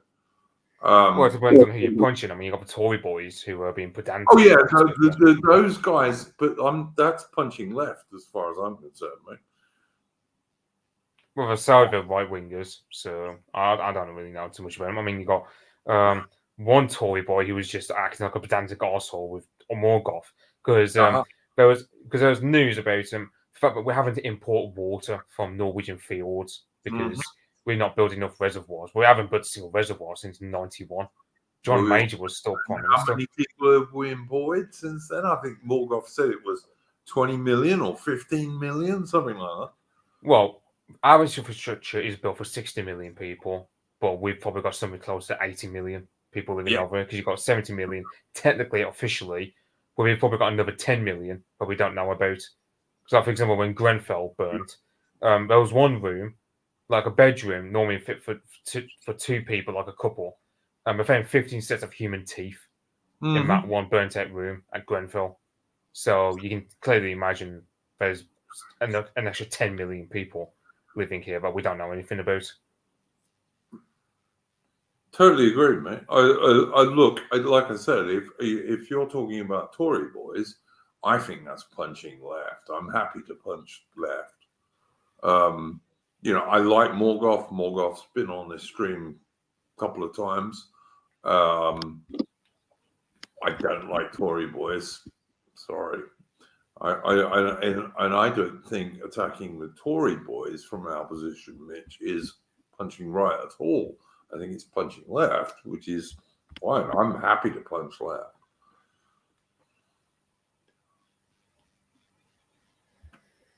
Yeah, and it's I mean, it's quite something. What about the fact that the government is literally going to fork out a humongous amount of money for Norwegian water because they just can't stop mass immigration. We just won't. We just refuse to stop mass immigration. Yeah. They're so committed to it that they're willing to literally sink our budgets even further, like tax us more for water from Norwegian fields. While they're freezing Granny and Granddad to death over the winter. And this at a time when I believe the whole of, almost the whole of Britain is under a flood warning, from what I hear. Because, it never rains in Britain. Yeah, we've just got an absolute absence of water in this country, apparently. Like, we just, we're so third world that we just can't even turn rainwater into water supplies or whatever. Yeah, it's just insanity, mate. It really is.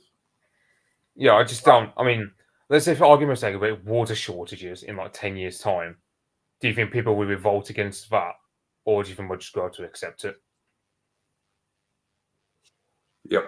Yeah, it's just insanity, mate. Look, Britain should have maybe, I don't know, 58 million people, something like that, which it could comfortably hold, but it shouldn't have a population bigger than that. And they should all be white Anglo-Celtic people, as far as I'm concerned. But anyway, that's just me. Yeah, I don't know what you make of John's stance. Because I mean, like, for example, John, I wouldn't say he's a civic nationalist. I wouldn't call him that, but I mean, he's got more of a stance of. So, for example, I don't know how best to describe it, but it's basically like he's not as ethno-nationalist in the same way that we are. No, I don't think he is. But I also think, look, I can see where he comes from with some of the things he says. I don't think he's totally right, but I can see where he comes from. The truth of the matter is that most Englishmen have some Celtic ancestry, whether it be Cornish or Scottish or Welsh or Irish, and most Scots have some Anglo-Irish, ancestry, and most Welsh same, most Ulster people the same. I just think I use Anglo-Celtic as shorthand for the white indigenous people of Britain. I don't use it as shorthand for the white indigenous people of England. I use it for the white indigenous people of Britain. But the truth is that most Englishmen, including myself, certainly have some Celtic ancestry, and a lot of Englishmen have some Norse ancestry as well. And a few people, not many, but a few, have some Norman ancestry. And then you get people like Lady Charlotte, who has some French Huguenot ancestry. The French Protestants. And all of those people were very closely related Northwest European peoples. All of them. So you can't argue that because, there were Normans, or because there were Anglo-Saxons, or because there were Huguenots, Pakistanis are okay. You can't. They're not the same. Well, I mean, so for example, you said like earlier, I think it was something like you consider Cornish people English, and I'm sort of thinking, well, they're a separate nation from the English because of Cornish. Well, they're not. They're a separate identity. I wouldn't say they were a separate nation, but they are separate. No, they are a separate nation because they call themselves So Cornwall gets its roots from the Celts. That makes them a separate nation, a separate ethnic group. Look, I know their heritage, and I love Cornwall. By the way, it's my favourite bit of England. But they're not a separate nation. They're not. Even the Welsh are only a separate principality. No, nation, as in we're talking nation and ethnic group interchangeably. That's what. Okay, ethnic group. Fair enough. I'll agree with that. But how many Cornish people do you think are pure Cornish these days?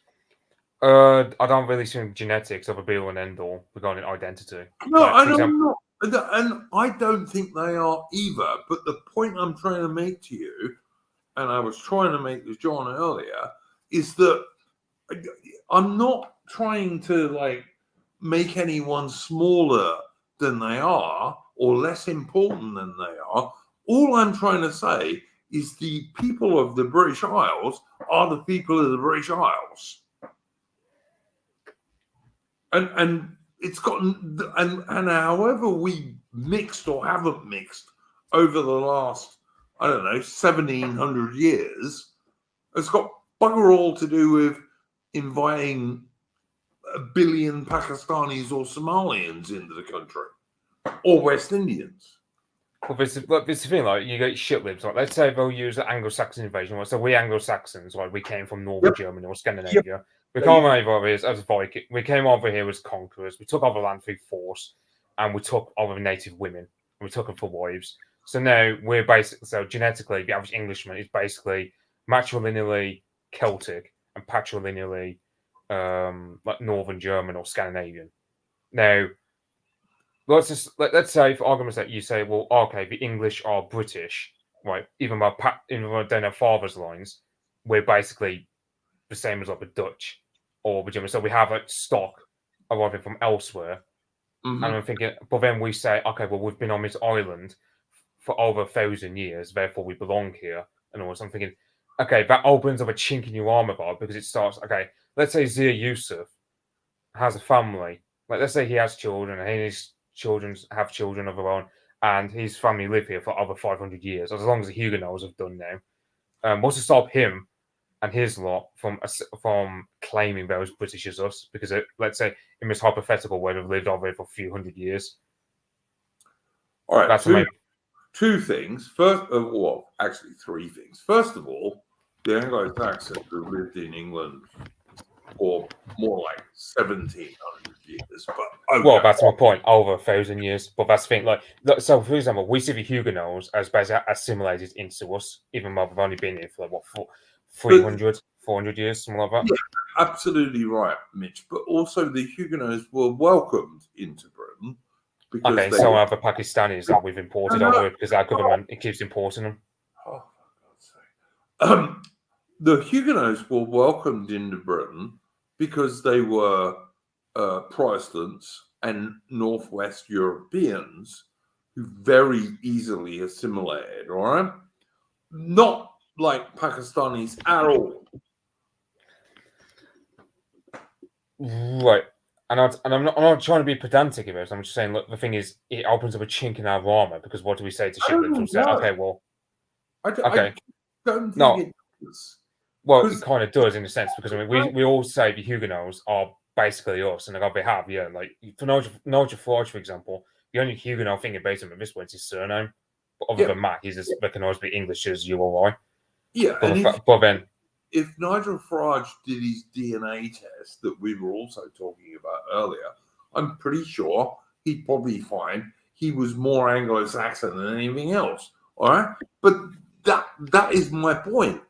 All of the people that make up the real indigenous British peoples, which is to say the Celts, the Anglo-Saxons, the Norse Danes, and even the Normans, and if you like the Huguenots, all of those people are very, very closely related Northwest Europeans, all of them. Tom Rouse, who survived the jive on YouTube, has done quite a lot of stuff on this. And I think he proves the case, like, completely. And the only people I ever hear coming out with the sort of stuff that John was coming out with earlier, even though I know John is not actually a lefty, are lefties. They're the only people that argue that way. I think he had somewhat a point, though, when he said, look, I mean, if, like, for example, let's say the Huguenots, like, they've been over for like 350 odd years or so, like, since, like, Louis, the Sun King, wrote that nonsense on. And I said, like, and we also have assimilated, they've intermingled with us and all this. And I go, okay, so what's to stop, say, something like, I don't know, the Pakistanis intermingling with us for like 5 generations and calling themselves British because they've been over here for like 5 generations. But the Huguenots, in a hypothetical scenario. But the Huguenots were quite closely related to us before they ever arrived in Britain. The Pakistanis are not. The Huguenots were quite closely related to the Brits as Northwest Europeans and even leaving aside the genetics, had a very similar culture. None of this is true of Pakistanis or Somalians or Jamaicans. Right, I mean, there's also the aspect of Anglo-Saxons, right? So as I said, like we came over as conquerors, we took over land, and we took their women, and so on. And you know, you got to think our language and culture originally come from northern Germany. Now, like, and you know, the Britons would have denounced us Anglo-Saxons in the same way that we despise Muslim immigration now. I'm But sure no, it wouldn't be quite so bad, but well, you would have been from Britons. I mean, imagine like you're Britain, right? So your homeland's been taken away from you. Your women have been taken to be wives or concubines. Your you don't think livestock. it went the other way sometimes, Mitch? Yeah, of course, it happened the other way, but the fact is the Anglo-Saxons were successful. They won the struggle overall. Overall, they did, but I'm quite sure there were occasions when the Celts took women from the Anglo-Saxons. You know, I don't get what you're trying to make at this point. Raiding bands will do what raiding bands do, you know. But the point I'm trying to get to you is that the culture and everything else was much more similar than it is now with the people who are invading UK today. Like, I don't think the Britons would say about the Anglo-Saxons. I mean, you got to think the Anglo-Saxons, they spoke like we speak a Germanic language, and you know, it's like, for example, if someone were to speak Italian to you right now, you wouldn't understand a single word what they're saying. Like you might understand one or two words here and there because of loan words, but they would just be so foreign to you that you wouldn't understand anything what they're saying. So you just feel like, you know, like that. And let's say, like in Yugoslavia, this is a Europe where we didn't even see any black people. Like the darkest people Britain would have seen in those days would have been, I don't know, Anatolian Greek, I suppose. Someone from the Mediterranean, yeah, for sure. So, of course, in other words, yeah, and a Briton looking at an invading Anglo-Saxon is going to think to himself, okay, well, these Anglo-Saxons are just like the worst this world has to offer. In the same way that, you know, we denounce Muslim immigration now. And some of those Britons, Mitch, would have been like Romanic Britons, I guess you could say. We wouldn't have any genetic Roman in them. They would have just been like there's no genetic trace from the Romans. But the point I'm saying is culturally, they would have been guys from Britain under the Roman Empire, yeah. Well, yeah, because I think Nathan Hood said it best. Like there were areas like London, Colchester, and York, or Boracum, where there's many cities where the Roman culture would be supplemented and people would speak Latin. Yeah. But if let's say you were to go to my neck of the woods in West Midlands, where you would have just been speaking Brythonic back then. Yeah, I get it. Yeah, and also like you would have still had your old tribes. Like you still would have had those tribes out in the woods where you wouldn't really interact with. I mean, you probably wouldn't want to have you probably would have heard Latin, like I don't know, once in a blue moon. Yeah, it would have been in, as you say, the biggest Roman cities. But the point I'm trying to make is that by that stage, even the Celtic people in Britain had been very heavily influenced by foreign cultures and what have you. And in fact, the reason the Anglo-Saxons first arrived in Britain is they were invited there after the Roman soldiers pissed off to defend the place.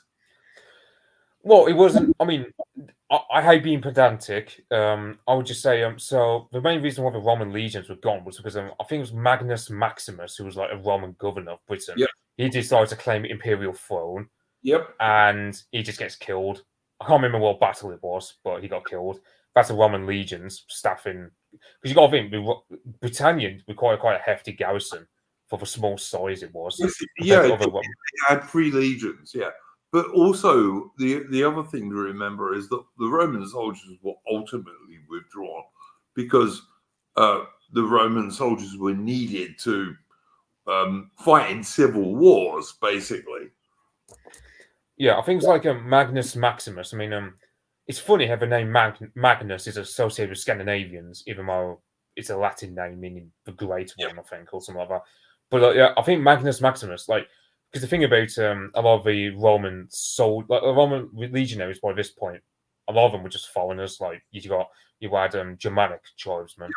Yep. Because because I forget the name of the Roman emperor who did it, but they gave citizenship to all people living under Roman borders, which ended up screwing up. Caracalla did it to increase the tax base, basically. Yeah, but in so doing, he ended up getting rid of the incentive for, let's say, Celts and Germanics and Numidians and whatever else to actually serve in the Roman army. So never had to rely upon foederati, I think they were called, foederati, something like that, meaning like mercenaries. Yep. This ended up just carving out, and these foederati later rebel, and these carve out the Germanic kingdoms that ended up replacing Rome. So, for example, a lot of these photos. I mean, for the Visigoths. What was the guy's name?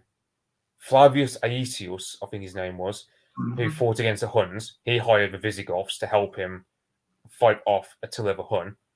Yep. However, the end result was the Visigoths flooded into Iberia and they just took over the entire peninsula themselves. And then North Africa. Yeah, absolutely right. So, and you got the Romans that would have regarded these Germanic tribesmen as barbarians in the same way that we would regard Africans as barbarians now, because of course, Mitch, I know you all know. I know you all know this. All right, like we're kind of close to the time when William the Bastard sailed to invade England in 1066. Yeah. And where did most of the Anglo-Saxon nobility, or much of the Anglo-Saxon nobility, go after 1066? They went to Constantinople and Byzantium, and they joined the Wangarian Guard, which became increasingly English after 1066. Yeah, I know. One of the main reasons, the Varangian Guard, also another reason why it was more Anglo-Saxon was because in Scandinavia, so many men were leaving for the Varangian Guard, but actually, like Sweden, for example, put in laws that said, okay, if you go over to Constantinople to fight in the Guard, you renounce all your rights to inherit the land. Yep. So that just eliminated the incentive. Because I mean, of course, let's say you're the eldest born son of a lord in Scandinavia, but your father had a few good years ahead. You just thought, okay, I'm not going to inherit anytime soon. I might just go to win myself win a good reputation. And also possibly some money and gold and what have you. Yeah, absolutely. Yeah, like Harold Hardrada had done. And Harold Hardrada, well, we all know what happened to him at Stamford Bridge. And it's like, I mean, you look at his life and you go, yeah. And it just strikes you as a bit, I mean, because it's called Hardrada because he literally was hard ruler, because it was very harsh towards his own people. You know, he harsh but fair basically was the reputation he had. Then, and he tried to bring back the North Sea Empire that Canute the Great had. Yep. But it didn't work with Denmark because Denmark forced him off and paid him off. So he decided to try his luck with England, but well, Howard Godwinson kind of proved him the wrong. Buried him. Yeah. He buried him. He gave him 6 foot of ground. So, yeah. Yeah, 6 foot of England. Well, actually, probably would have been more like 7 foot, because apparently Harold Hardrada himself was like 6'6", which in most times was. I heard that. Yeah, I heard that. Yeah, but yeah, he was. I always find it's a weird thing that the very last of the Roman Empire, which of course was Constantinople and Byzantium, and despite what AA and some people might claim, they actually were Romans. They called themselves Romans. Yes, they spoke Greek, but they were the Eastern Roman Empire, which had always spoken Greek. The last of it was defended by Anglo-Saxon Englishmen, which is always kind of strange to me, but it's true. Wait, what? Wait, AI argues against the Eastern Romans, calling themselves Eastern Roman. They weren't Romans, but I think he lost that debate quite badly, actually. But yeah. Well, I mean, they call themselves Eastern Roman because, well, that's the cultural lineage we have. Like, you know, when Rome fell, the mantle fell upon Constantinople, and we still have like, the institutions, the conception of imperial monarchy like that. Like, you know, I mean, Yeah. I think Justinian, for example, was the last Eastern Roman emperor to speak Latin as his native tongue. After him, it was all done in Greek. Yeah. But that even Justinian was like quite late, you know, long after the Western Roman Empire had collapsed. So yeah, but the Eastern Romans were Romans. They called themselves the Romans. They did, you know, and yeah, you can't argue that Byzantium, which is a modern Western term for the empire in the East, it was just the Eastern Roman Empire, which had always mostly spoken Greek, you know, always had, even under like Augustus. Yeah, and it's you have like I think like there was a battle called Beroya where, for example, you had 400 Englishmen armed with Great Dane axes who tore into like this Wagenburg of the Pechenegs and built up themselves to defend themselves on the imperial cataphracts of the heavy cavalry. However, they didn't factor for the Varangians, like Anglo-Saxon Varangians armed with Great Dane axes, just tore down these wooden Wagenburgs, and you had 400 Englishmen that you just cut down like dozens and dozens of Pecheneg Turks. And you got them these are steppe nomad horse raiders, but normally used to be agile, but once they're off the horses and in these Wagenburgs, well, Yeah, who would you trust? then they're in trouble. But yeah, no, absolutely. But you know, it's I do just think it's quite amusing. Or amusing is not the right word. It's quite intriguing that the last of the Roman Empire was actually defended by Englishmen who were displaced by William the Bastard. So there you go. Yeah, it's like I don't know. I don't know where to begin with this, but so you have like the whole so England's founding mythology is pretty much like in the form of like Alfred the Great defeating the Danes. Yep. And like and that's that. But then I mean it's a pity Vingel wasn't in chat because I was going to discuss it with him. But like, yeah, there's this idea that basically English developed more from Old Norse rather than Old English, because basically, if you compare modern English to Old English, but basically just two alien. I'm not talking about the words. I'm also talking about the grammar, how you all put a sentence together, all the basic stuff that you need to make a language function. It's so different, and meanwhile, English nowadays is closer actually to something like Old Norse and Icelandic.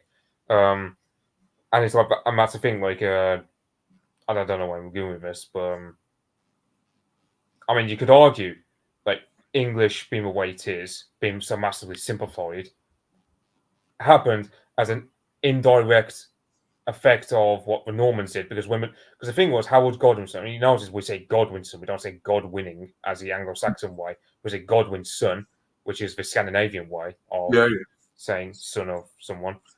By that time, like of course, the nobility were heavily mixed with the Danes, and and the Normans to some extent. We didn't really speak French. I mean, Westminster Abbey was built in 1062 with Norman architectural style. No, Mitch, I'm not saying the language was changed. I was saying that the aristocracy, in terms of intermarriage, were also related to the Normans by that stage. And of course, the Normans started off as Northmen. So, you know. Yeah, but I mean, you take a look at the calculated damage they did to this country. I mean, so for example, like earlier today, like someone was on Twitter was talking about the 1362 Act of Statute of Pleading. Yeah, I saw that. Yeah, I saw that. And you said I thought you were right about what you said about when it was actually changed. Yeah, because I thought it was Henry the First who did that in terms of making the court speak English. Yeah, that was all of the court rather than some of it. I think that's where the argument came from. Yeah, and it's like, I mean, that's also like a shameful part of our history as well. Just the fact that, the fact that from 1066 through to 1362, like our courts didn't speak English really. Like Englishmen didn't really have any access to our own bloody legal institutions because they preferred to speak in French and Latin. Rich, I agree. I've got no argument with you about that. I think you're right. Yeah, it's one of the things where at some point, to what point is there any point having pride in that particular section of English history between 1066 look, to 1362? The Robin Hood myth is the Anglo-Saxons fighting back against the Normans, isn't it? Really? Well, yeah, but it's like he says, "Good King Richard." Because Robin Hood is supposed to be like a minor Anglo-Saxon nobleman who is loyal to King Richard, but on the other hand, he wants to redress the wrongs that are being done to the ordinary Anglo-Saxon people. I mean, that's the whole point of the Robin Hood myth, isn't it? Well, I mean, you have King John, right? So King John, he was able to leverage the English versus Norman yoke. Because, I mean, for example, there was a bureaucrat that Richard of Lionheart hired as a tax collector or something, called William Longchamp. But Longchamp didn't speak a word of English. And, of course, by the time Richard of Lionheart was king, if you wanted to work in England as a tax collector from Normandy, you had to speak English because, of course, you can't collect taxes from people you can't speak to, of course. Yep. And that's what King John would often do. He'd often use the English language as a means of intriguing against Richard's tax collectors, his bureaucrats, those he hired, pretty much.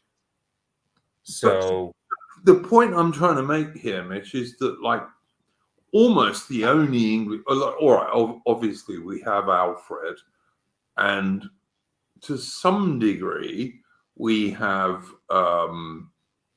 Arthur, I suppose. Although I always think that Arthur is more of a French myth than an English myth.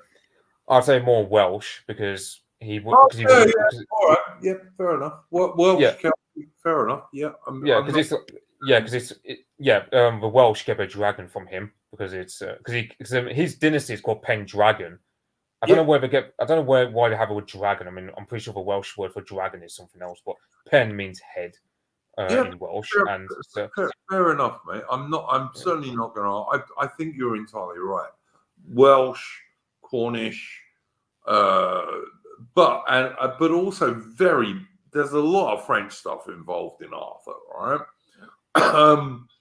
But then the original English myth to me is Alfred the Great, although to be honest, Alfred the Great isn't so much a myth as history because he did do what he did. You know, he was almost the only European leader to fight off the Norse Vikings, you know.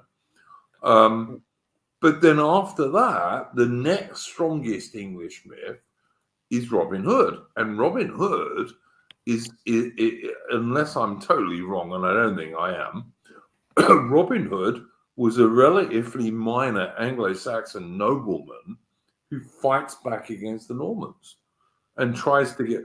And although he's loyal to King Richard, you know, good King Richard, Richard the Lionheart, blah blah blah, where many English soldiers went and fought with him and helped defeat Saladin in the Third Crusade.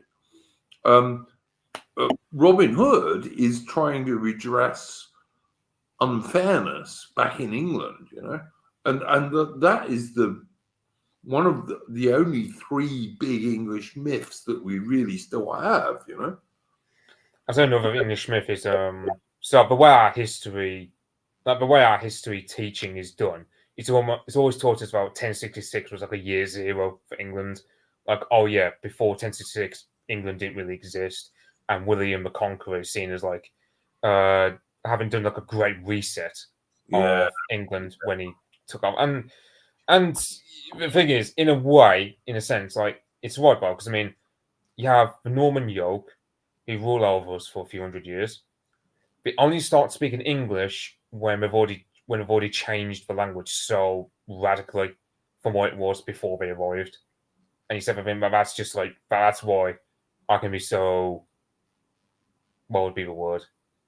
So focused, for lack of a way of explaining, on stuff like Old English, like going back to and speaking something close to Old English, because I mean, what's it say about English as a language? I mean, it's like we have a strong anti-French rivalry, and Yep. yet we have more French words in English than actual English words from like Old English.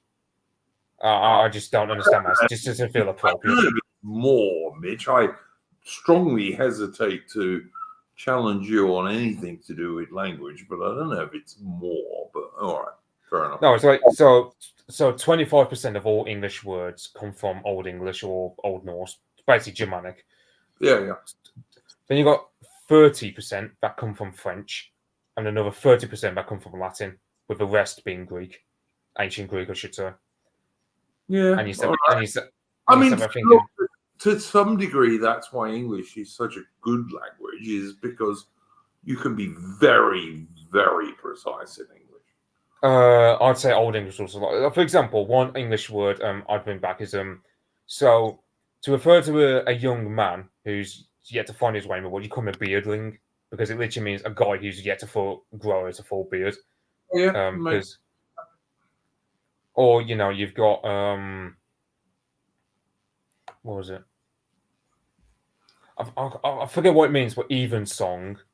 I think it means something like equinox or something like that. And you got words to do with like the seasons, and you got very emotionally charged vocabulary, which is, and it's just, I mean, some of like really basic words in English, like the word promise, for example, or words like promise. You've got words like subject. So, like for example, you've got one song about Alfred the Great subduing the Danes, which subdue comes from French. But back in the Old English in most days, you would use the word wield, because of course when you wield a sword, for example, you're wielding a sword, as in you're making that sword subject to your wishes. Has that got anything to do with the modern English term wield, for like the wield of Ken or anything like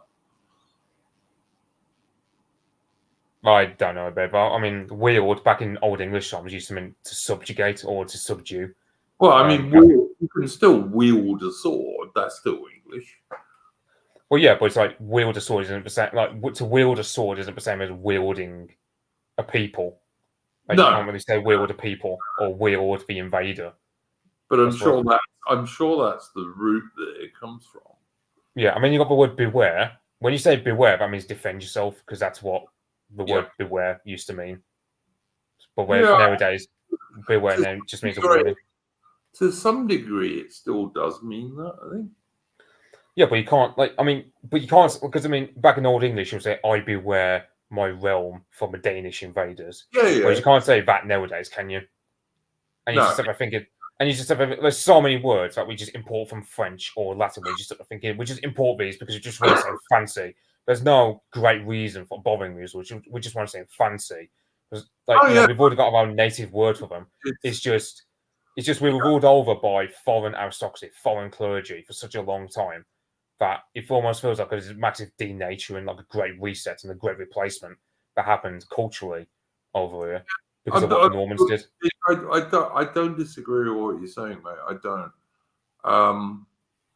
And I'm not a big fan of William the Bastard either. If I'd have been around at the time, I would definitely have supported Harold. But there we go. Yeah. But yeah, I don't know. I think we've also got to look at the fact, the last time Britain was officially invaded was 1066. I mean, the real fact is that since 1948, and certainly since about 1975 or so, Britain is being invaded again. But the trouble is, unlike 1066, we're not fighting back, and we're not even allowed to fight back. Well, I mean, I saw something funny. So, I don't know if you saw Epic History's. It was either Battle of the Nile or Battle of Cape St. Vincent. They did a 3D for like a month.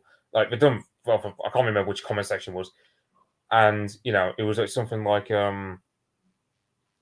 Like you get like so basically it was like Patrick came St. Vincent because that was when we beat them as Spanish, and you got these Spanish nationalists just seething, going, "Oh well, if you English weren't an island, you'd always be invaded all the damn time." And I go, "Okay, but we are an island. That's not our problem. That's yours." And I'm Yep. thinking, and you've failed to invade us with your Spanish Armada, so that's on you. That's not on us. Like we use. They did try quite hard, actually, but yeah. Well, I tire of that old reason, like, oh well, you English are just lucky because you're an island, and I'm sort of thinking, okay, well, why is that? Why does that diminish our own prowess at fighting off invaders? The Spanish Armada failed because you just planned poorly. You didn't take into account the weather, and the Duke of Parma wasn't ready to get his troops aboard the ships or whatever. I can't remember. And But the French tried several times, and it's been tried.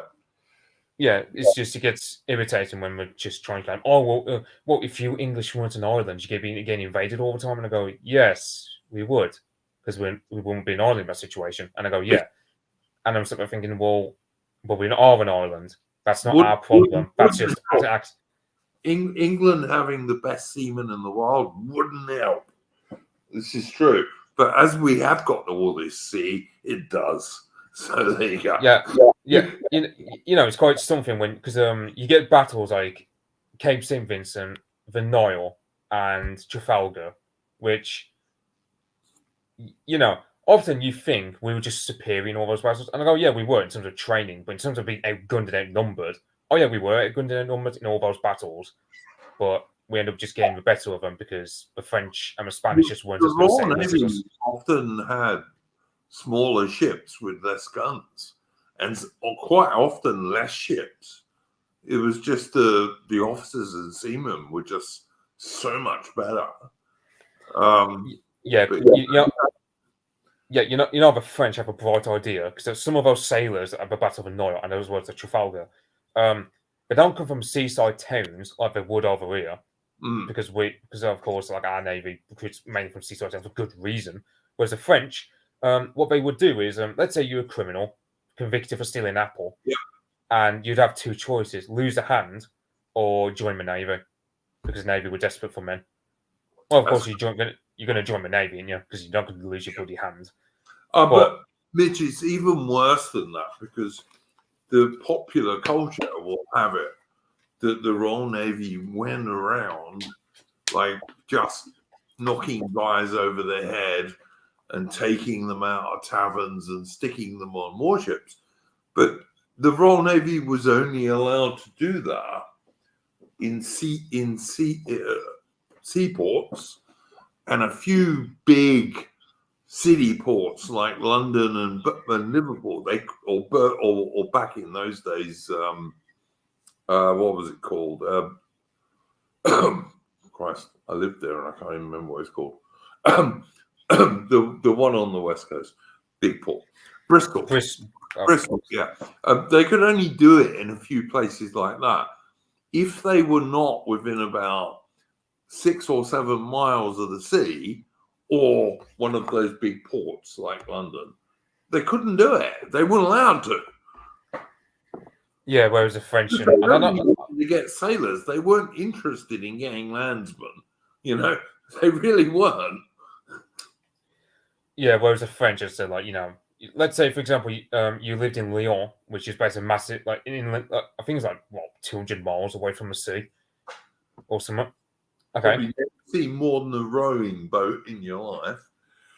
Well, the only closest thing you got to water is like a lake, and perhaps like a river. You wouldn't know the sea, and you get a sailor conscripted from there because the alternative for them was again going into prison or getting exiled to a colony, or just, as I said, like joining the navy. But made you a terrible sailor because you weren't in there for money. You weren't in there because you loved the sea. You were in there just because you wanted to avoid doing time for your crime.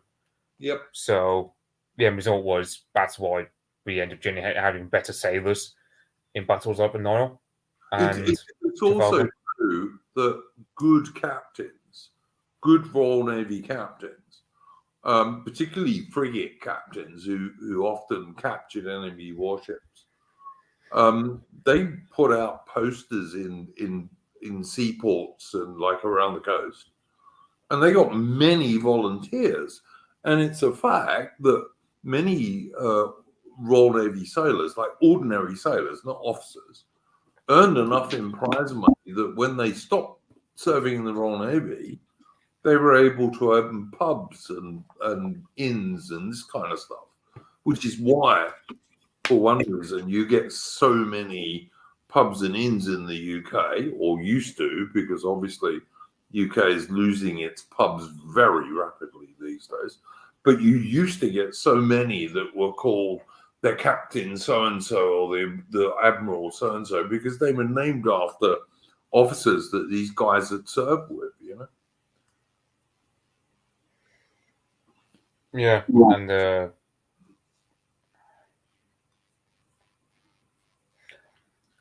yeah, so you just generally get percent. I mean, you have what was their names? You have I mean, you for example, Battle of Cape St. Vincent. Right, you got Jarvis who says, "Oh, I don't care if they got 50 sail, we're going to go through them." Mm-hmm. Then you've got Nelson in charge of, was it HMS Captain, and he had his own initiative moment where he took out, was it 2 Spanish ships for himself. Then there was Collingwood, who ended up being Nelson's second in command at Trafalgar. I forget the 4th guy's name. It was also a massive. Oh, Thomas Cochrane. That was it. It wasn't a battle, I don't think, but I mean, nevertheless, we all never had some really big names. Many of them. You could like list 100 outstanding admirals and captains in the Royal Navy of that era quite easily. You really could. Yeah, and it's like it's like, I mean, all you have to do is mention Francis Drake, and you'll never stop, and you'll never get an unending, and you just get an unending butthurt belt operating from like California down to Chile, of just like butthurt Latin Americans or Spaniards in Spain, just like just moaning about them, and I'm thinking to myself, well, it's like, you know, like they, you know, we're often described as like a bit of pirate nation or something. So I'm thinking, well, okay. Well, an island nation is probably going to produce some good pirates if you think about it. But yeah, you know, one thing that's curious is so some of the best pirates were themselves either Welsh or Irish. Like there's a massive other business. Like for example, we got, what's his name, Henry Morgan, I think it was. Yep. Welsh, like his surname Morgan, literally means defender of the sea or sea guardian. Yep, so, and he also worked for the British government on occasion. But yeah, absolutely true. Yeah, I mean, you got Mary, what was her name? I don't know, female pirate, back in like golden age of piracy with like sort of like, you also had Edward Teach. I think he was an Englishman, but I think he had I think he had the Irish ancestry or something in him. So like, so when you look at some of the pirates, like and privateers, you notice most of them are like Celtic ancestry. Like most of them are Celtic blood. Well, some of them are Anglo-Saxons, but yeah, true enough. Well, I mean, the Anglo-Saxons are more like well, I always thought the Anglo-Saxons would be more the settlers, like, you know, in similar way the Anglo-Saxons settled over and took over land. Don't forget, there are some people who claim the Royal Navy goes back to Alfred the Great. So, you know. Yeah, because the wooden. Alfred the Great did create an English Navy. Yeah, according to the wooden wall, which parallels with ancient Athens, and I go, yeah, that's probably a myth, but I mean, it kind of humanizes. But he did absolutely create an English Navy, and the wooden wall thing. Yeah, you're right. It goes back to Athens, but I mean, it was also what England in the 18th and early 19th century called her navy. It was a wooden wall.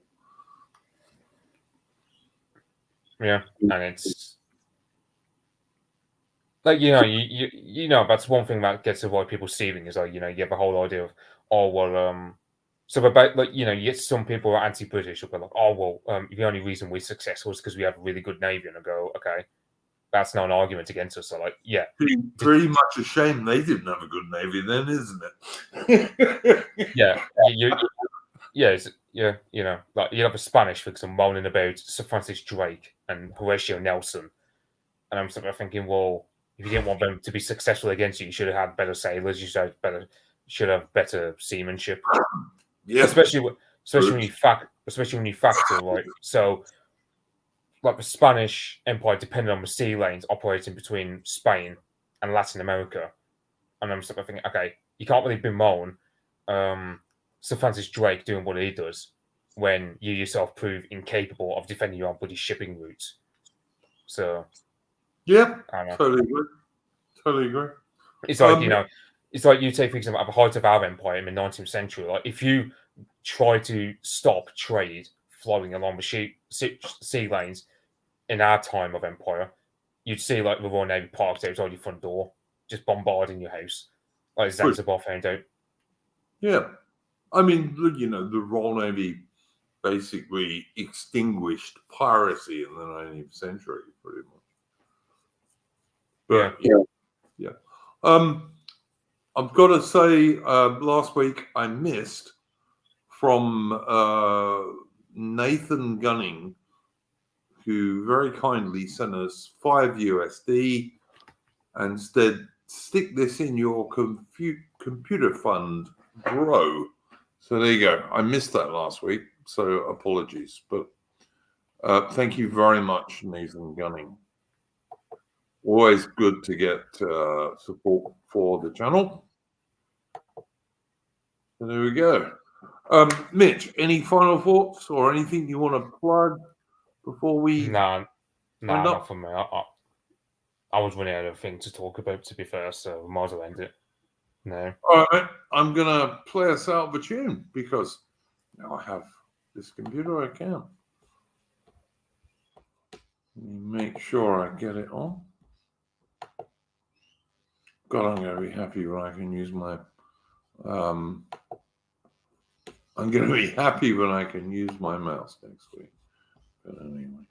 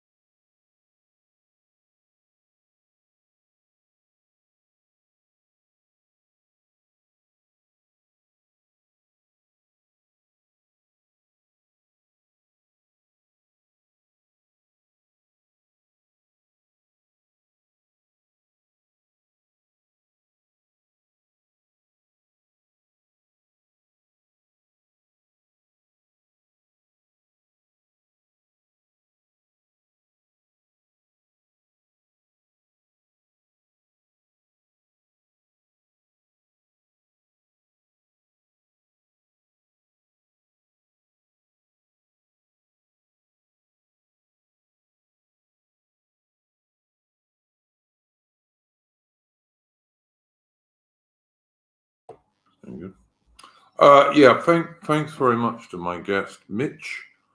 Go old chap.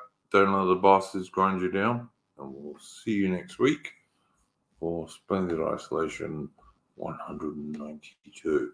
Go old, folks.